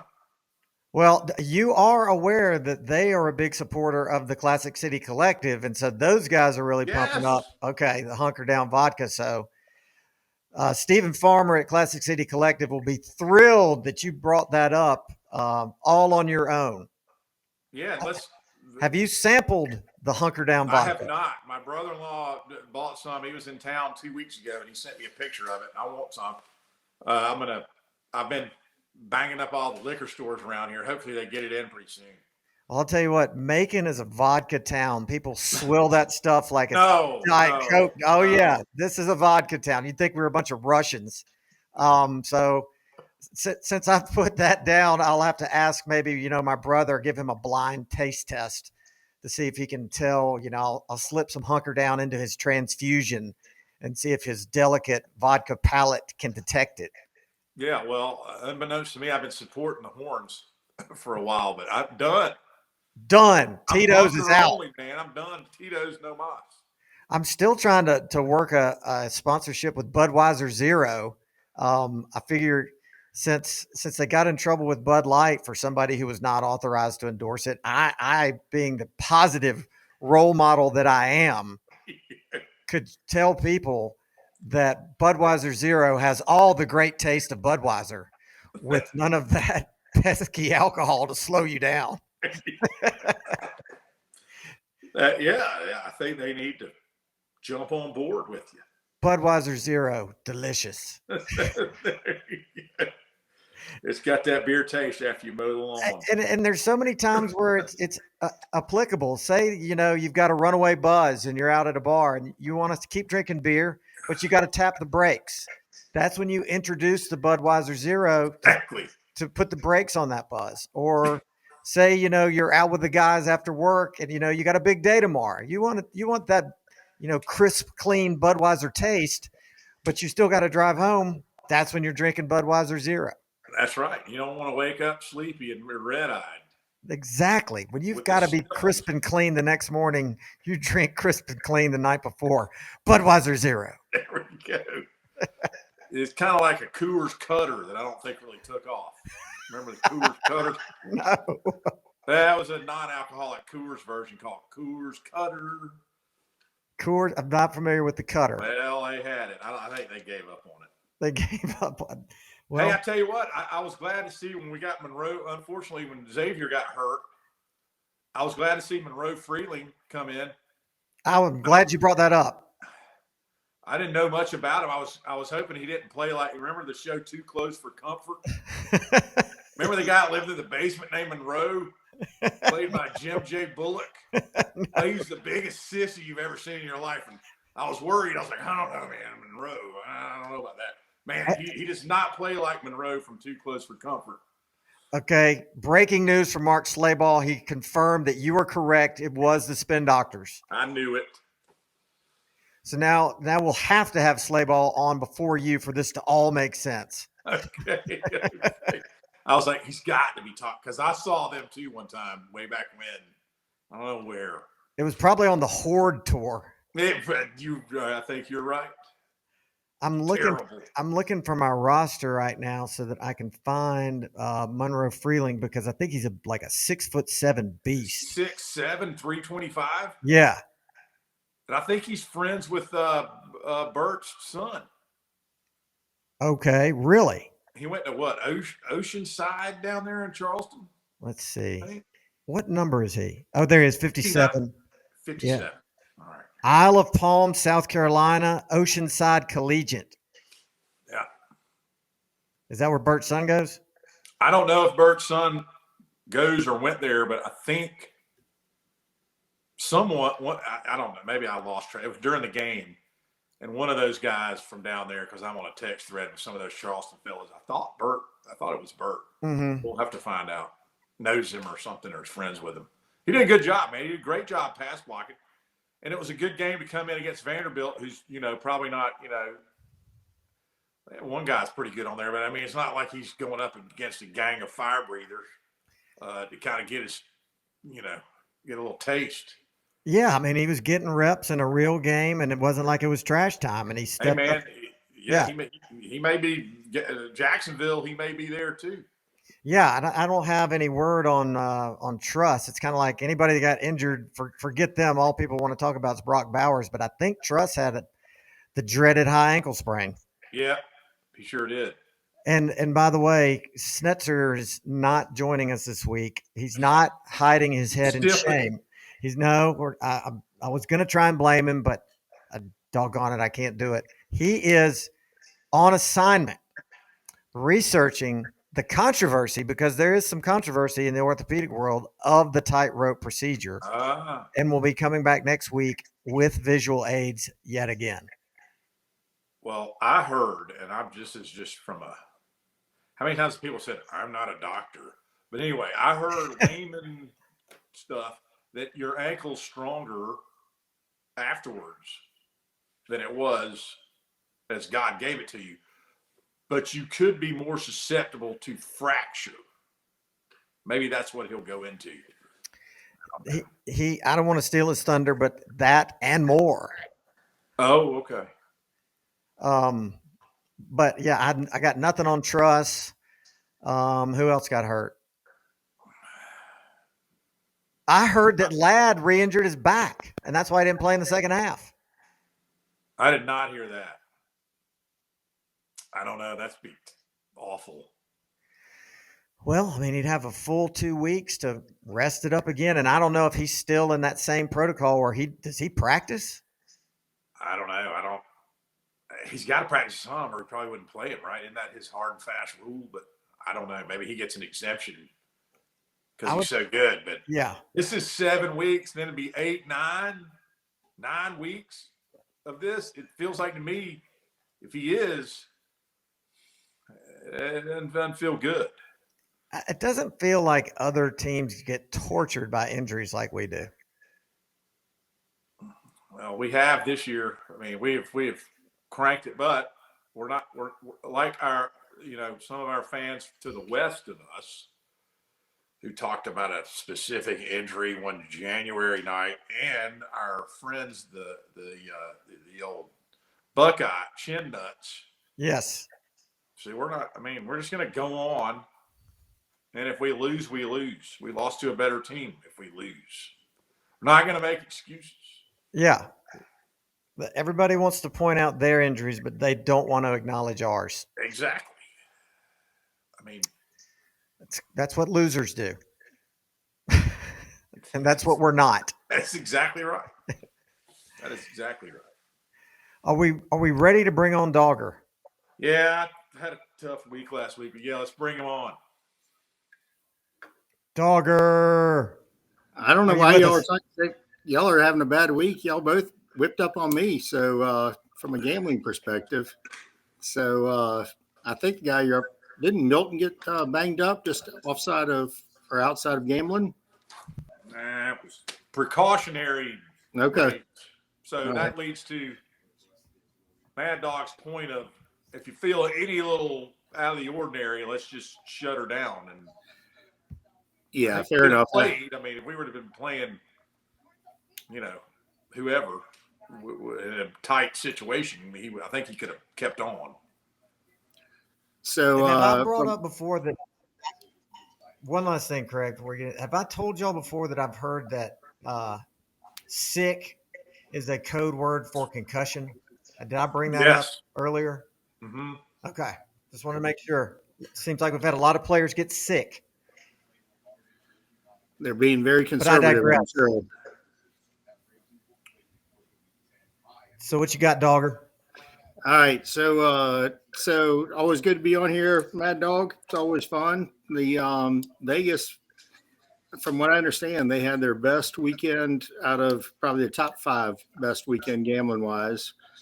I know it's not a college show, but not an NFL show, but the totals in the NFL there were 12 unders and 2 overs.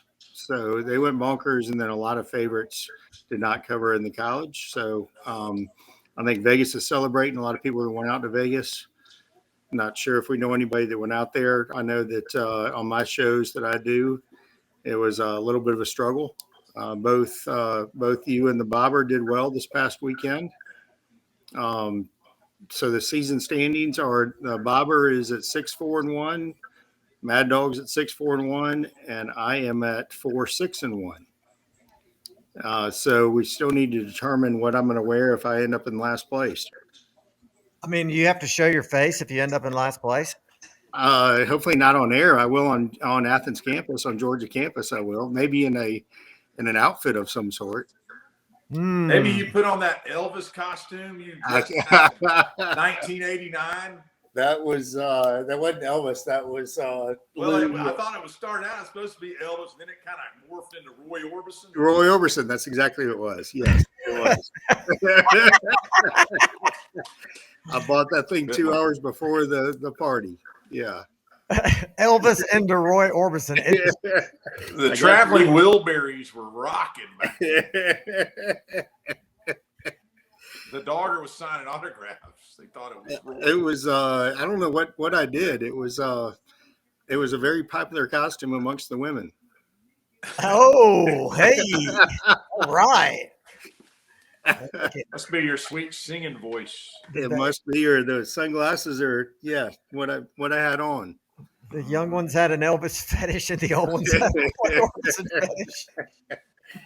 All right, so the Dogs didn't cover again. Unfortunately, they continue to win, which is always a good thing. W is a W. They went under again, so overall they've only had one cover and one over.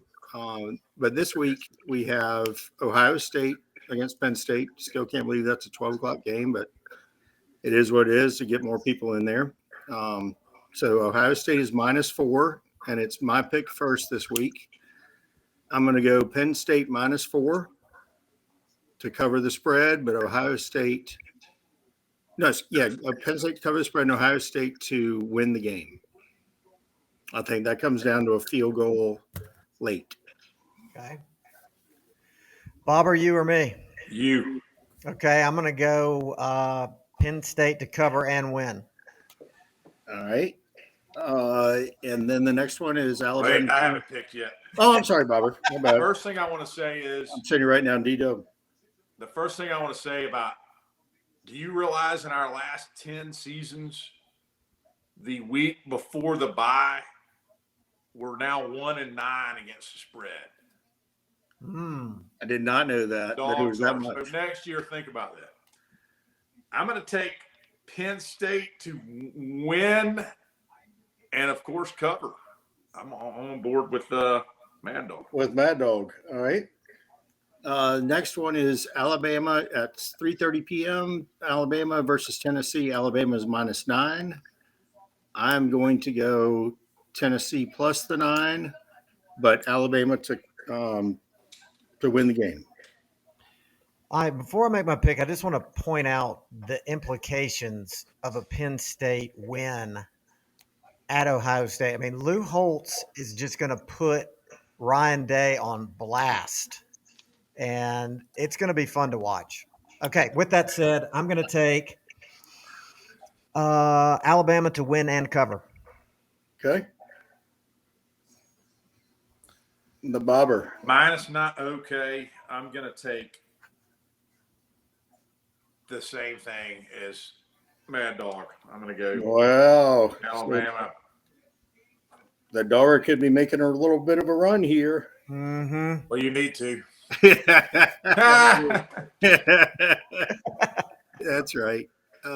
Missouri is -7 against South Carolina.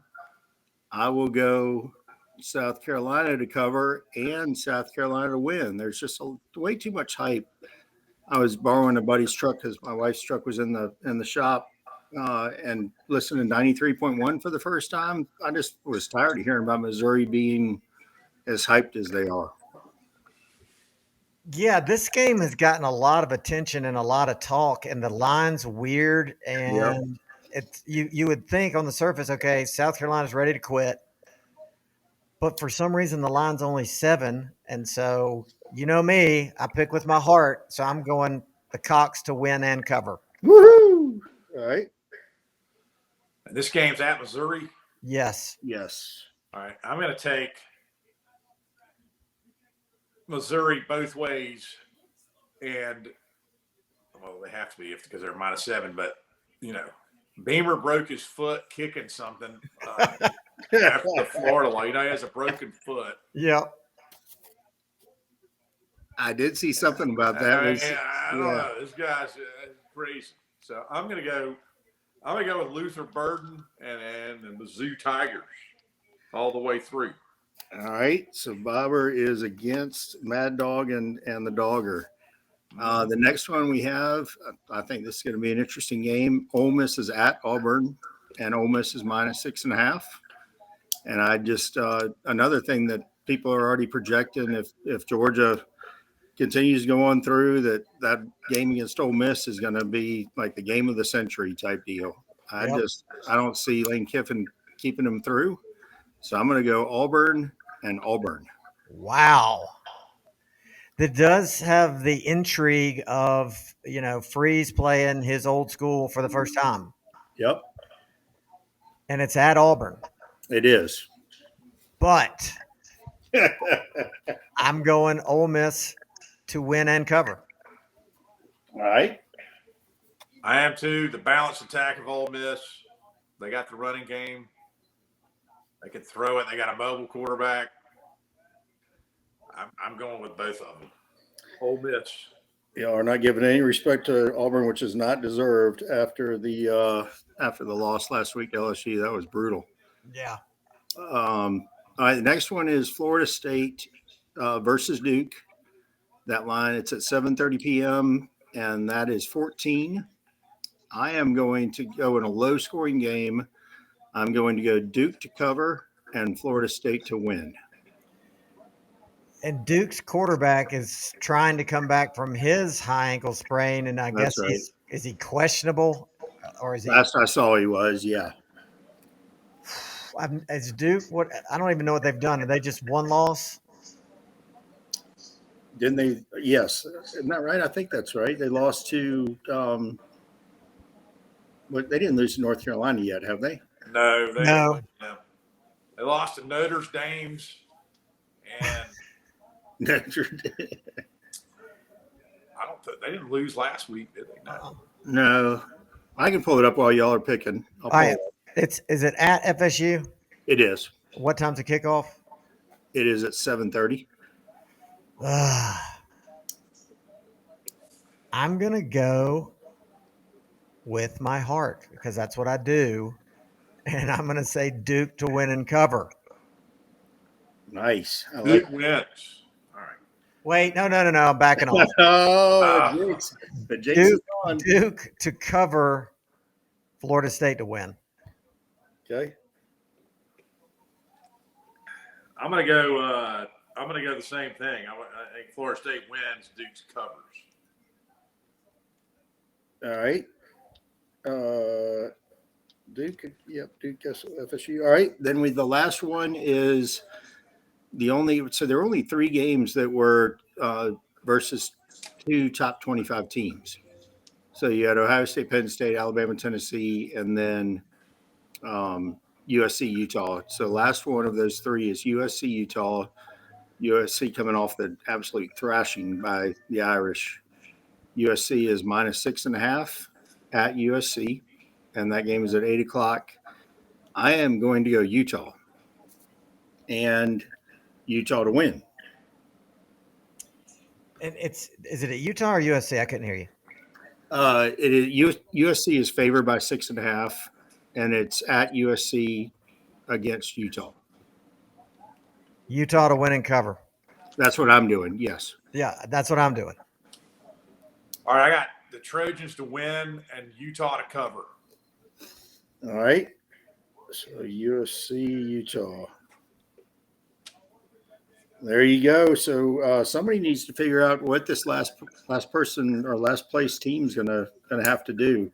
Mad Dog, you figure that out, or get Park to figure it out. I tell you what we do. We do something crazy. Let's bring Bert in right now to tell us. Bert, can you hear us? My goodness. I was just doing some research. I wasn't ready for this. We want you to tell us what the penalty is for coming in last place in this little betterama we got going. Oh my goodness. So I love this. That's awesome. we my son Henry does a fantasy football thing every year, and they have, of course, an award for first place, but last place has to go to the Waffle House and eat a waffle every hour for 24 hours. That could result That's a in an young untimely man's death. punishment. I can't do that. I'm already fat enough, Bert. That'd be hard to do. So I mean, Should I drink a beer in between? You can do. You got an hour, so you can do anything you need to. You just got to be back for that next waffle in an hour. is purging allowed? Can you go to the bathroom and purge? No, you can't throw up. You got to keep it down, or you have to eat that waffle again. I think you'd be on Ozempic after that. I've got so many questions, none of which are suitable to ask. Ozempic would really make that a challenge, though, wouldn't it? Because apparently that keeps you from being hungry. Well, I think after you ate all those waffles, I think you go into the diabetic range. Yeah. Be afflicted with the sugar. Okay, how about this? We need an age appropriate last place prize because that might kill one of us. What have y'all come up with so far? I wasn't even listening to you. I don't have anything. Craig was going to wear. Craig was going to dress up as Roy Orbison and go around the streets of Athens. And then I talked about Philip Fulmer. I'm dressing up as dressing up as him as a big way back when. What about you dress up as Elvis and you panhandle outside the gates of Tech Stadium or Hyundai Stadium? Well, I mean, why are we assuming that I'm going to come in last place? Maybe Bert needs to think about this for a week and come back with his decision next week before the Gators. There we go. Yeah. There we go. So where does it stand right now? Who's in the lead? Who's in last? Well, ironically, Dogger's in last. Yeah. My purpose of being on the show is to give good picks, Bert. So obviously I'm not doing a very good job, but I'm 4-6-1. Yeah. 4-6 and Mad Dog and Bob are 6-4-2. See, I think what you're doing is you're spreading yourself a little too thin here, and I want you to go all in on one pick. Like, you look at this line, one line this week, and you're like, we got to go pushing all the chips in. So just like they do on ESPN some days, you can double down. If you really like that dog, you can throw in, and if you lose, obviously you lose double, but you can make it up quickly. So you just triple dog it, you can double dog it. I like that idea. Yeah, that's very intriguing. It is very intriguing. I think Bert needs to come back and bring that yellow truck that he drove us to Georgia, Florida next weekend.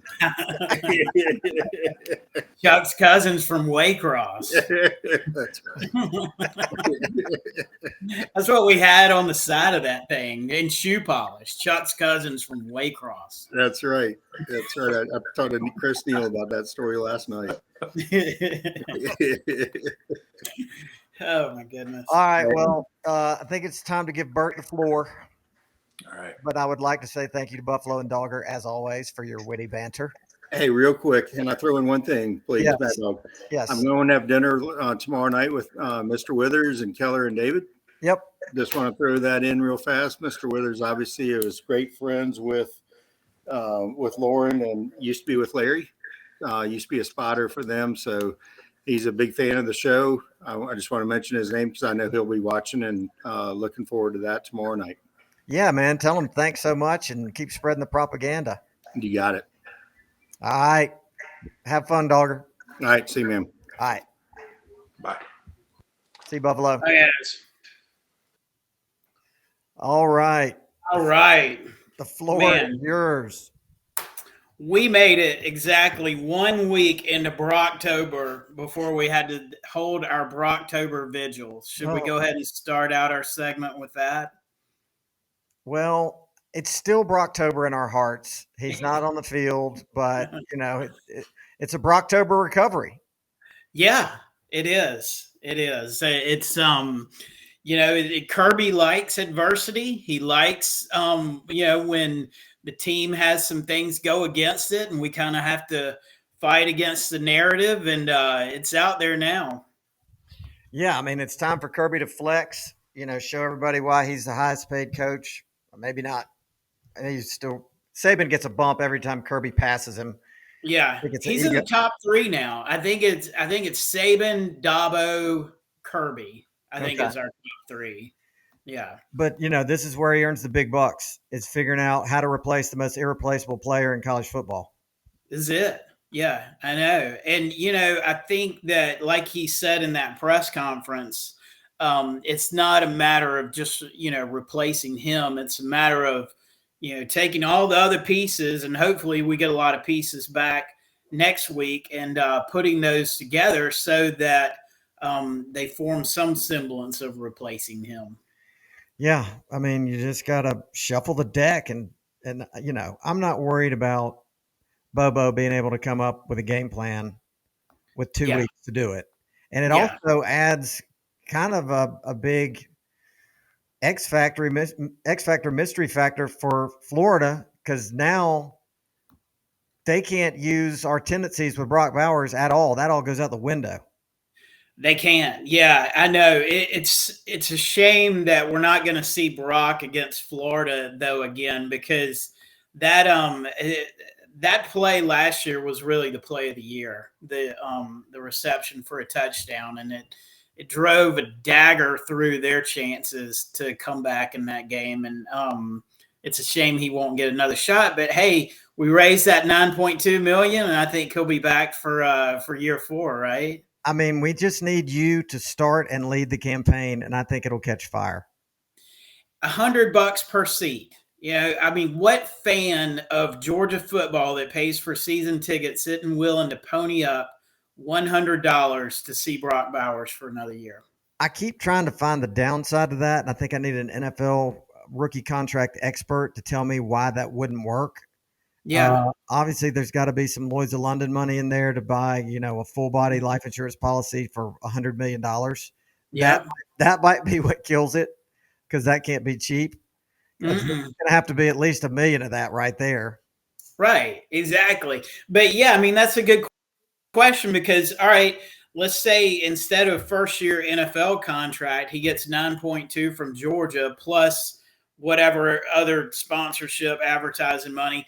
Does that set him back then when he goes to the NFL as far as how his contract's structured then? I mean, I don't know how that works. Well, you got to look at, too, the lost opportunity for the year that he could have gotten all those big endorsement deals at a pro level. Yeah. Yeah. Yeah, exactly. Your idea has merit. I'm playing devil's advocate. I'm trying to figure out how to get us there. We just got to promote it. I mean, you got a big megaphone now, so let's get out there and promote it. All right, let's jump to our favorite stat for the week. This was an interesting week because if you looked at the Georgia Vandy score and then you looked at the Georgia Vandy stats, there was just a complete disconnect there. And I think one of the things was, and we talked about this last week, is that if we throw a pick six, then that changes the dynamic of the game, and we basically did. Carson stopped him on the one, and then they scored, I think, on the next play. But we outgained them for the game by, I want to say, 330 yards. I mean, it was I think it was 550 to 220 basically in yardage, which was the most yards Vandy's given up this year to a team and the least yards they've gained on a team this year. And it was the biggest net yards that we've had in a game except for Kentucky. So statistically, we dominated that game in every single way except the scoreboard. And so, looking at net yards per play for the week in the SEC, we're the only team above 2 now. We're at 2.74. Tennessee got bumped back with the game against Texas A&M, so they're at 1.89. Ole Miss is at 1.86, and LSU is at 1.47. Bama is all the way at 1.45 in fifth. And then a lot of teams mid-pack: Missouri, Texas A&M, Kentucky, Florida. Florida's at 0.46, which portends well for us next week. We're at 2.74. Florida's at 0.46. I think it was statistically even with Florida's yards per play with South Carolina, and we were +2 versus South Carolina. So that looks good for us there. This stat has to go into the calculus of how they set lines out in Vegas. I mean, it has to. It does. So I was looking at this earlier, and we talked about this last year. This is Bill Connolly with ESPN. He does ESPN Plus stuff, but he does that SP Plus stat. Right. And we talked about that a little bit last year. And this stat factors into that SP Plus. And if you look at the lines for the games and Bill Connolly's SP Plus, they're usually within 2 or 3 points of each other because he factors in who's got home field advantage, who doesn't. But he just takes that SP Plus number, and you take like Georgia's and then you take Florida's, and you subtract those two. And like for us in that game, because it's on a neutral field, there's no adjusting there. And so our line on that game, and I think my son told me the line, I think it was maybe 14, 16? I don't know. Did y'all talk about it with Dogger? No, the first line I saw was like 23.5. Then Bowers got hurt, and I saw it come down to 20. And then I think from there, I saw it had come down to 17. But it's obviously steadily moving down. Right. So Bowers obviously has an impact, but it should be pretty close to that SP Plus number. So you're right.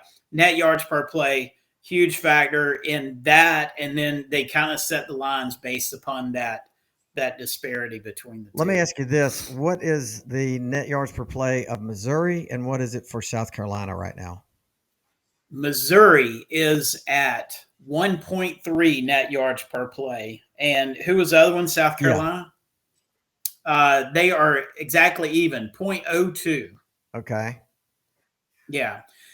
So Missouri is favored in that game, and I think they're favored by what, a touchdown? Yeah, that's it. It seems like it should be more. Yeah. Right. Yeah. So, it's if I was betting just based upon net yards per play, I would put it on Missouri there. It's at home at Missouri, so they're already getting 3 points for that. And then, they're coming in with a net yards per play of 1.3 higher than South Carolina. So South Carolina is just it's such a bizarre team. And watching the end of that game last week with Florida, I mean, it's like a team that just finds ways to lose. Yeah. And the X factor is, okay, does Rattler just have that week where he just is lights out, can't miss, and their defense halfway shows up? Yeah, that's the thing, because their defense has not shown up at all, and it's kind of regressed as the year has gone on.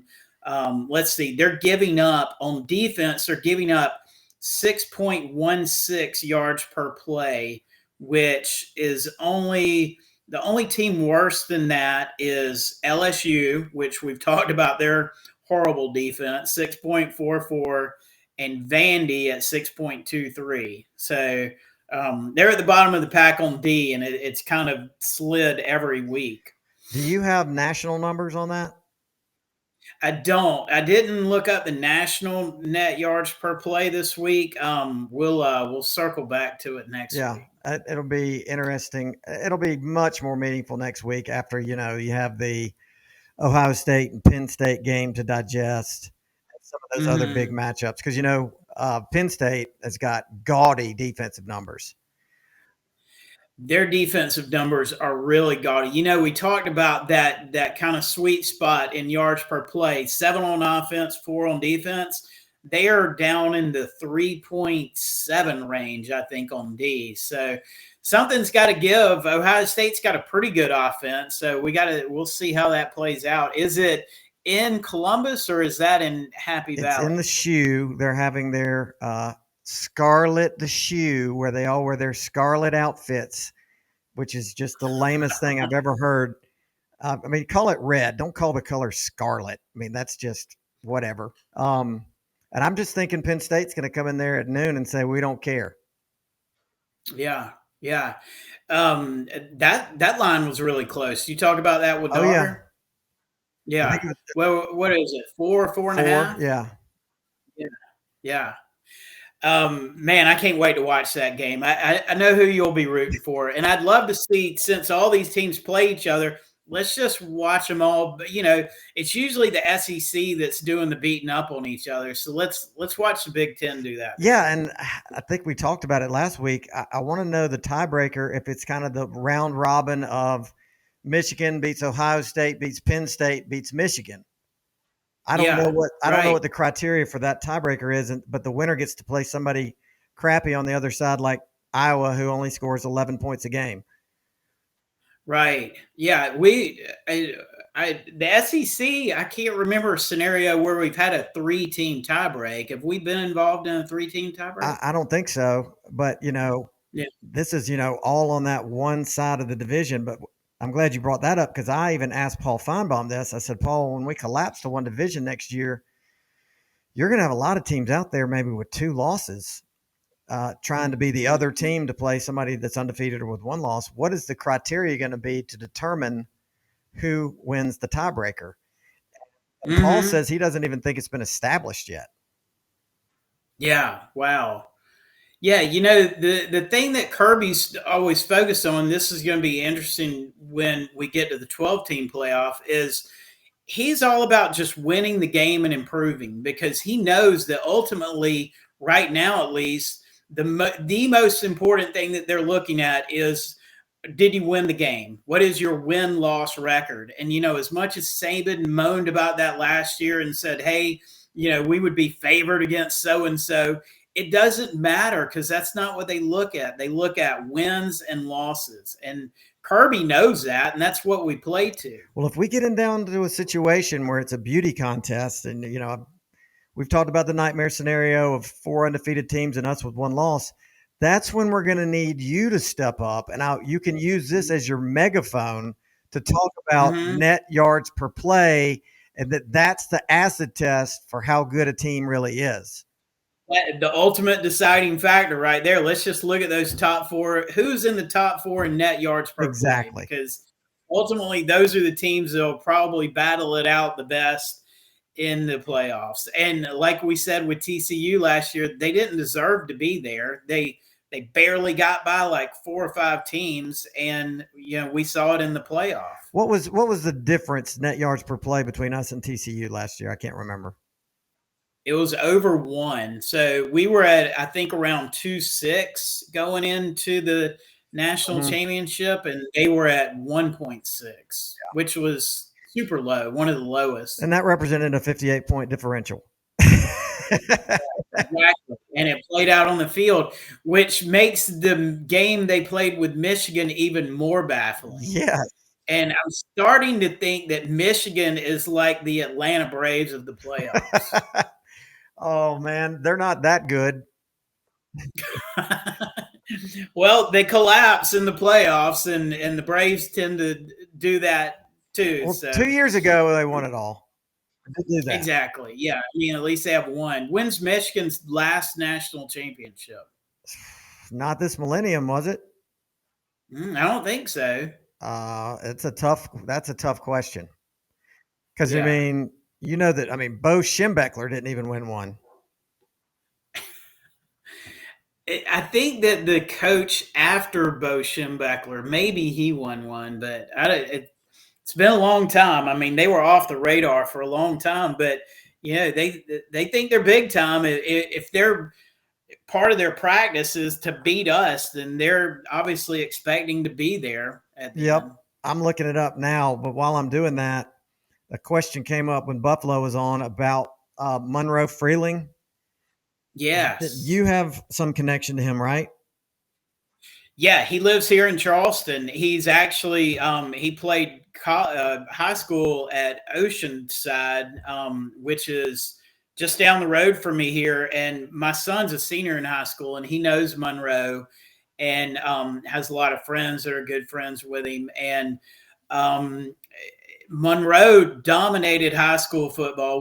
Kirby doesn't go into South Carolina and get anybody unless they're superstars. And Monroe was a superstar at Oceanside, and I did not know that he was moving up the depth chart as fast as he was until he popped into the game to replace Truss. Yeah, I mean 6'7", 325, and he went out there as a true freshman, and it was like nobody noticed. And I mean that in a Kirby- good way. We didn't take a step backwards. Right, exactly. I know Kirby had some nice things to say about him after the game, and I mean, man, that's so promising. If we can get a true freshman in there on the line that can hold his own, you know, that's a guy that's going to be around for a while. Absolutely. I mean, he couldn't have. I mean, how needed is that guy? I mean, he was crucial to have him available to step into that crucial position. Oh, I know. I mean, you think about it, with Mims out and then Truss out, Van Pran's been banged up. I mean, man, I mean, you know, every year we're banged up at this time of year, but I think I counted maybe 7 starters that we had out at one point during that game, and I mean that seems like it's the most we've had in a while. It does. It definitely does. Okay, I found it. Last Michigan national title was 1997. How about that? Working on Yeah, 30 so- years. Yes, right. They're about in Georgia territory. So that must have been when they had Desmond Howard winning the Heisman. Late 90s. Yeah. Yeah, Desmond must Well, have been and they there definitely then. had Charles Woodson. Oh, right. Yes, because late 97, was that the year that he won the Heisman instead of Peyton Manning? Correct. Yeah. So they won it all that Yep. year. Yeah. Tennessee people are That makes still sore about that. Oh, they're still bent about it. Yeah, I lived in Knoxville at the time. I was watching the Heisman Trophy celebration with a bunch of Tennessee fans, and I couldn't contain my joy. I mean, were they throwing their TV out the door? Oh, they just went belligerent. Yeah, I mean, they're still bent about it. Yeah, I don't remember the specifics about it, but I think there was some sort of very successful campaign was started for Woodson. Clearly. Yeah. And You know what it was? Because he played defense, but he also returned punts. He was a good punt returner. And I think maybe they stuck him in on offense every now and then. So he was kind of the Swiss Army knife type of player. And, you know, every so often, you know, the press just latches onto a guy that they just want to see win the Heisman. And to your point, it really felt like that's what was happening for Brock before this happened. He was getting traction. People were finally wrapping their head around the fact that a tight end could win it because of how special he was. And, you know, sadly, that's probably not to be. Although I did make the case to several people, if the Heisman is supposed to represent the best player in the country / the one who is most important to their team's success, if Georgia were to now dip in the meat of this schedule and lose a couple of games, wouldn't that just prove the point even more of how critical he was to the team's success? I mean, I know that would never happen, but you take Brock Bowers and you plug him on any team, and he's going to add 3 wins. Yeah, I know. Well, you could make that same case with Caleb Williams too, but they, you know, they tend to reward the teams that are there at the end, and if you're not there at the end, then you're. I mean, look at the Heisman Trophy, the award ceremony last year. So we had Stetson, we had Duggan, we had Stroud, and who else was there? Oh, Caleb Williams, of course. Yeah, so Caleb Williams was the only one that wasn't in the playoff, and they barely missed it. So, yeah, I mean, it tends to reward the guys on teams that make it. But, you know, what'll be interesting to see how this plays out with Brock. And, you know, I mean, you've seen that guy grind for 3 years. You know that he is going to grind as hard as he can to get back as soon as he can. And if we can just kind of navigate these next few games, you know, it would make for such a great story if he can come back and just dominate once he comes back and lead us back through. If I woke up a week from Friday and the headline was breaking news, Brock Bowers sets the record for the fastest recovery from tightrope surgery ever and is probable for the Georgia-Florida game, I'd say, okay, I believe it. Brock Bowers, Wouldn't surprise me. he only Yeah. some people take 4 to 6 weeks on that surgery. He takes 1 to 2. Exactly. Yeah, I know. Yeah, man, when I saw him pound the turf, that was when I knew, because I always kind of hold my breath when he's running the ball. I'm just like, just don't get hurt, just don't get hurt, don't get hurt. And then when he went down, it's like, but then when he pounded the turf, it's like, okay, if Bowers is reacting this way, then he knows something's wrong. Exactly. Yeah, but it could make a great story if we can get through this. And ESPN has that predictor on percentage, chances to win the next few games. Florida and Missouri, I want to say we're in the upper 88, 89% on both of those games. Which is weird. And if you look, I mean, Missouri scares me. I mean, they all do. Yeah, I think part of that is our home record, our home crowd plays a big role now. They saw Kentucky come in and what happened to Kentucky, and Kentucky hung with Missouri for a while. So I think that plays into it. But then when you get into Ole Miss and Tennessee, our percentage of winning on both of those is around 70%. So we're a little bit lower, but the odds of us winning each of those games is in the 70 to 90% range. And if you think about like worst case scenario, so let's say we make it through Missouri and Florida, and let's say Tennessee loses to Alabama this weekend. So, Tennessee's got 2 losses. Pretty much everybody in the SEC East will have at least 2 losses except for us. And so worst case scenario is we split the games with Ole Miss and Tennessee, where, one of those would come out flat, one of them beats us. Even if it's Tennessee, we finish 7-1, Tennessee 6-2 at best. We go the SEC championship. We're probably matched up with either Alabama or LSU, depending on how that game goes. If we win that game, there's no doubt we'll be back in the playoff. And I mean, that's what we're here for, is to give ourselves a chance to win a national championship. And we'll be there, I think, as long as we can get to the SEC championship, get Brock Bowers back, and, only have 1 loss. Yeah, and I'm sitting here thinking about what you are saying. Somewhere I read that Ole Miss still controls their own destiny, but they don't. Because they lost to Alabama, and Alabama's only losses to Texas. Right. I don't know how they would. So Ole Miss beat LSU. LSU beats Alabama. Then they all 3 have 1 loss. Is that what they're saying? That's what they're saying, yeah. Yeah. Wow, that's wild. They would win a tiebreaker somehow. I don't know how that breaks down. Yeah. Well, we need you to become our resident rules expert as well. As in addition to stats, we need you to expand to all SEC rules. Yes, put on my rules hat. Yeah, like how they call that ref, that retired ref during the game to get the opinion on the call.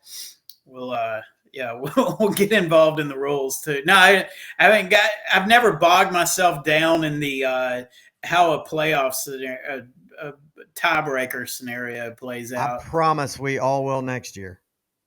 Yeah.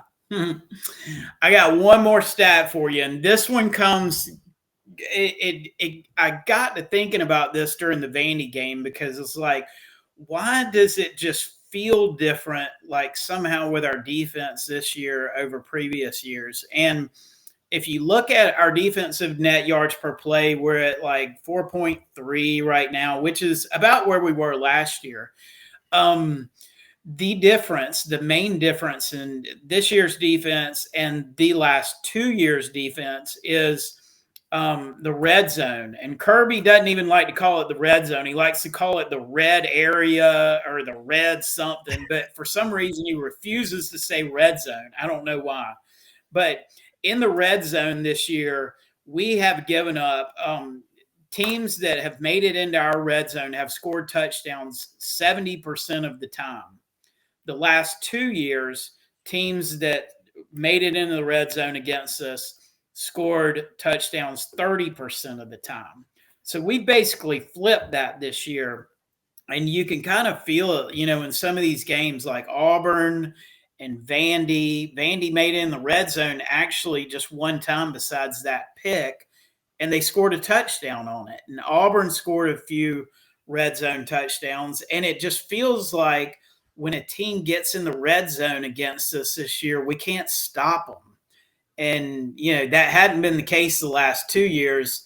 And it kind of, it obviously leads to a closer score because we're giving up 7 instead of 3. And that's why that Vandy score looked a lot closer than it did. But it's got to be a stat Kirby's looking at. Whatever he calls red zone, he's got to pay attention to the fact that we're giving up touchdowns on 70% of the red zone opportunities. Yeah, that's a little bit scary, and I'm hoping that it's skewed by 1 yard drives by Vandy and us giving Auburn super short fields, and not having that much data to compile because there haven't been, relatively speaking, all that many touchdowns scored. Period. You see what I'm saying? That's a good point. And the one positive about that is looking at red zone opportunities. So if we look at that, we're dead last in the SEC in red zone touchdown percentage. But in red zone opportunities, we're in first. We're tied with Texas A&M. We both have allowed teams in the red zone 15 times. Vandy's all the way down at like 30, something like that. But we're in first there. So we're not letting teams in the red. And you can tell with our defense, we don't let teams just drive all the way down the field and score. Right. I mean, that doesn't happen a lot. So we're keeping them out of the red zone. But when they get in the red zone, they're scoring touchdowns more often than they're kicking field goals. Yeah, that's getting inside the numbers right there. Yeah, and I was thinking about what was frustrating about it. It just felt different. Like something feels different on defense, and it's not the yards because we're doing good there. Feels like defensive line is taking a step back a little bit from previous years. And that's impacted some things. Maybe that's what's impacting the red area, but I don't. We'll leave that to Kirby to solve that problem. Well, I mean, you just nailed it.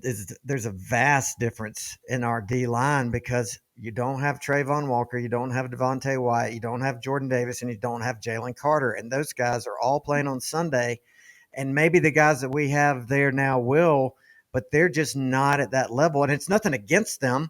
Those guys that we had were just at an elite level and could eat space and eat 2 blockers.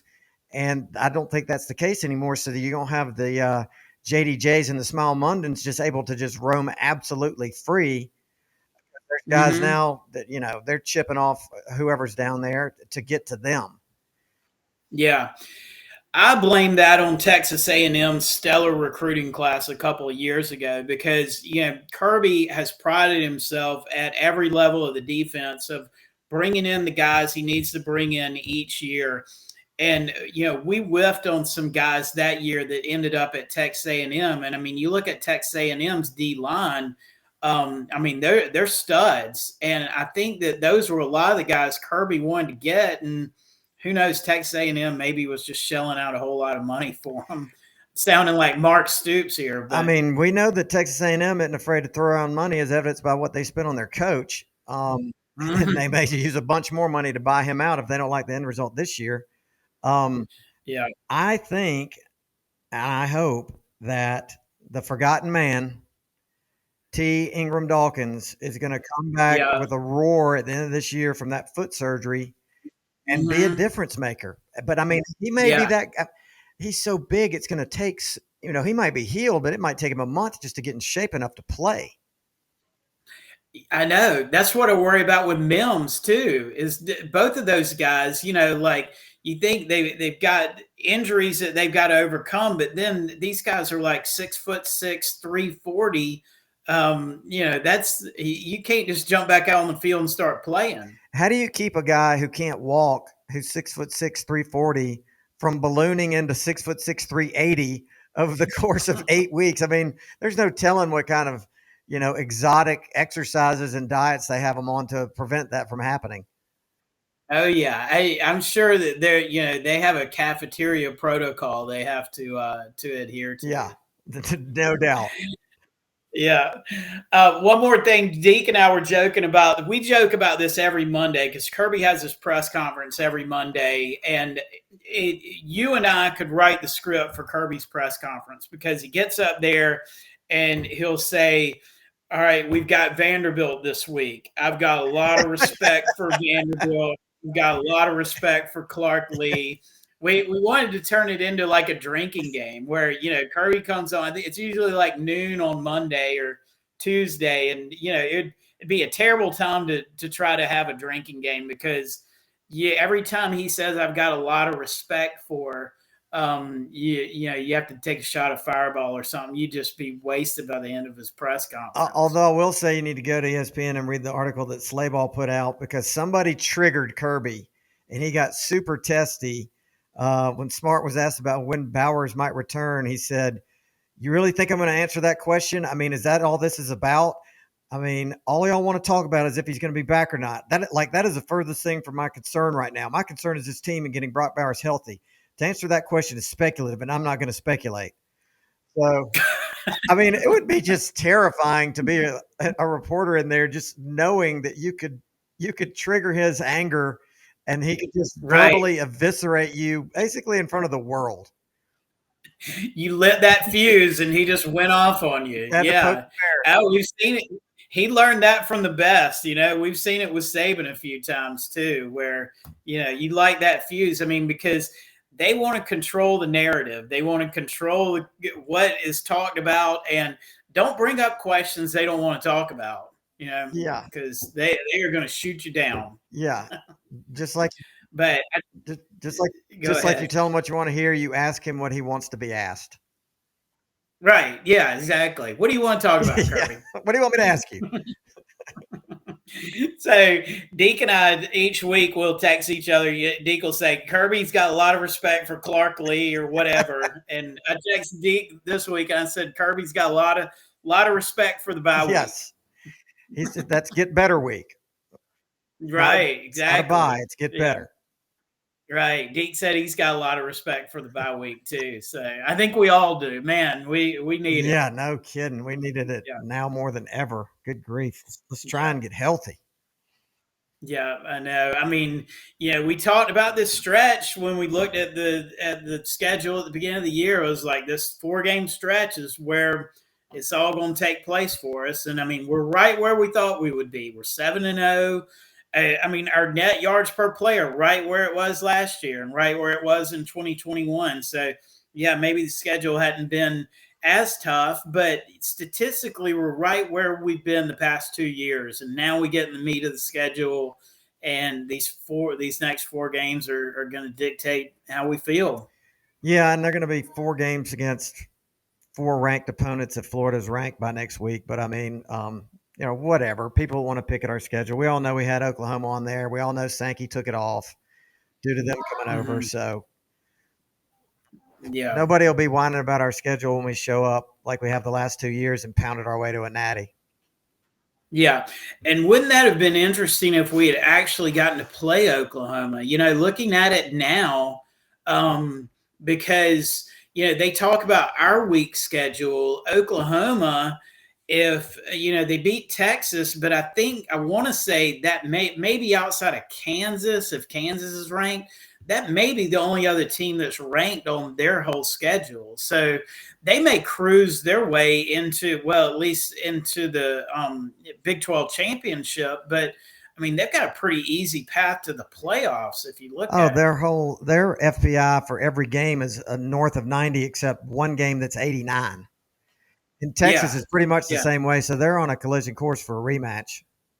Mm-hmm. Yeah.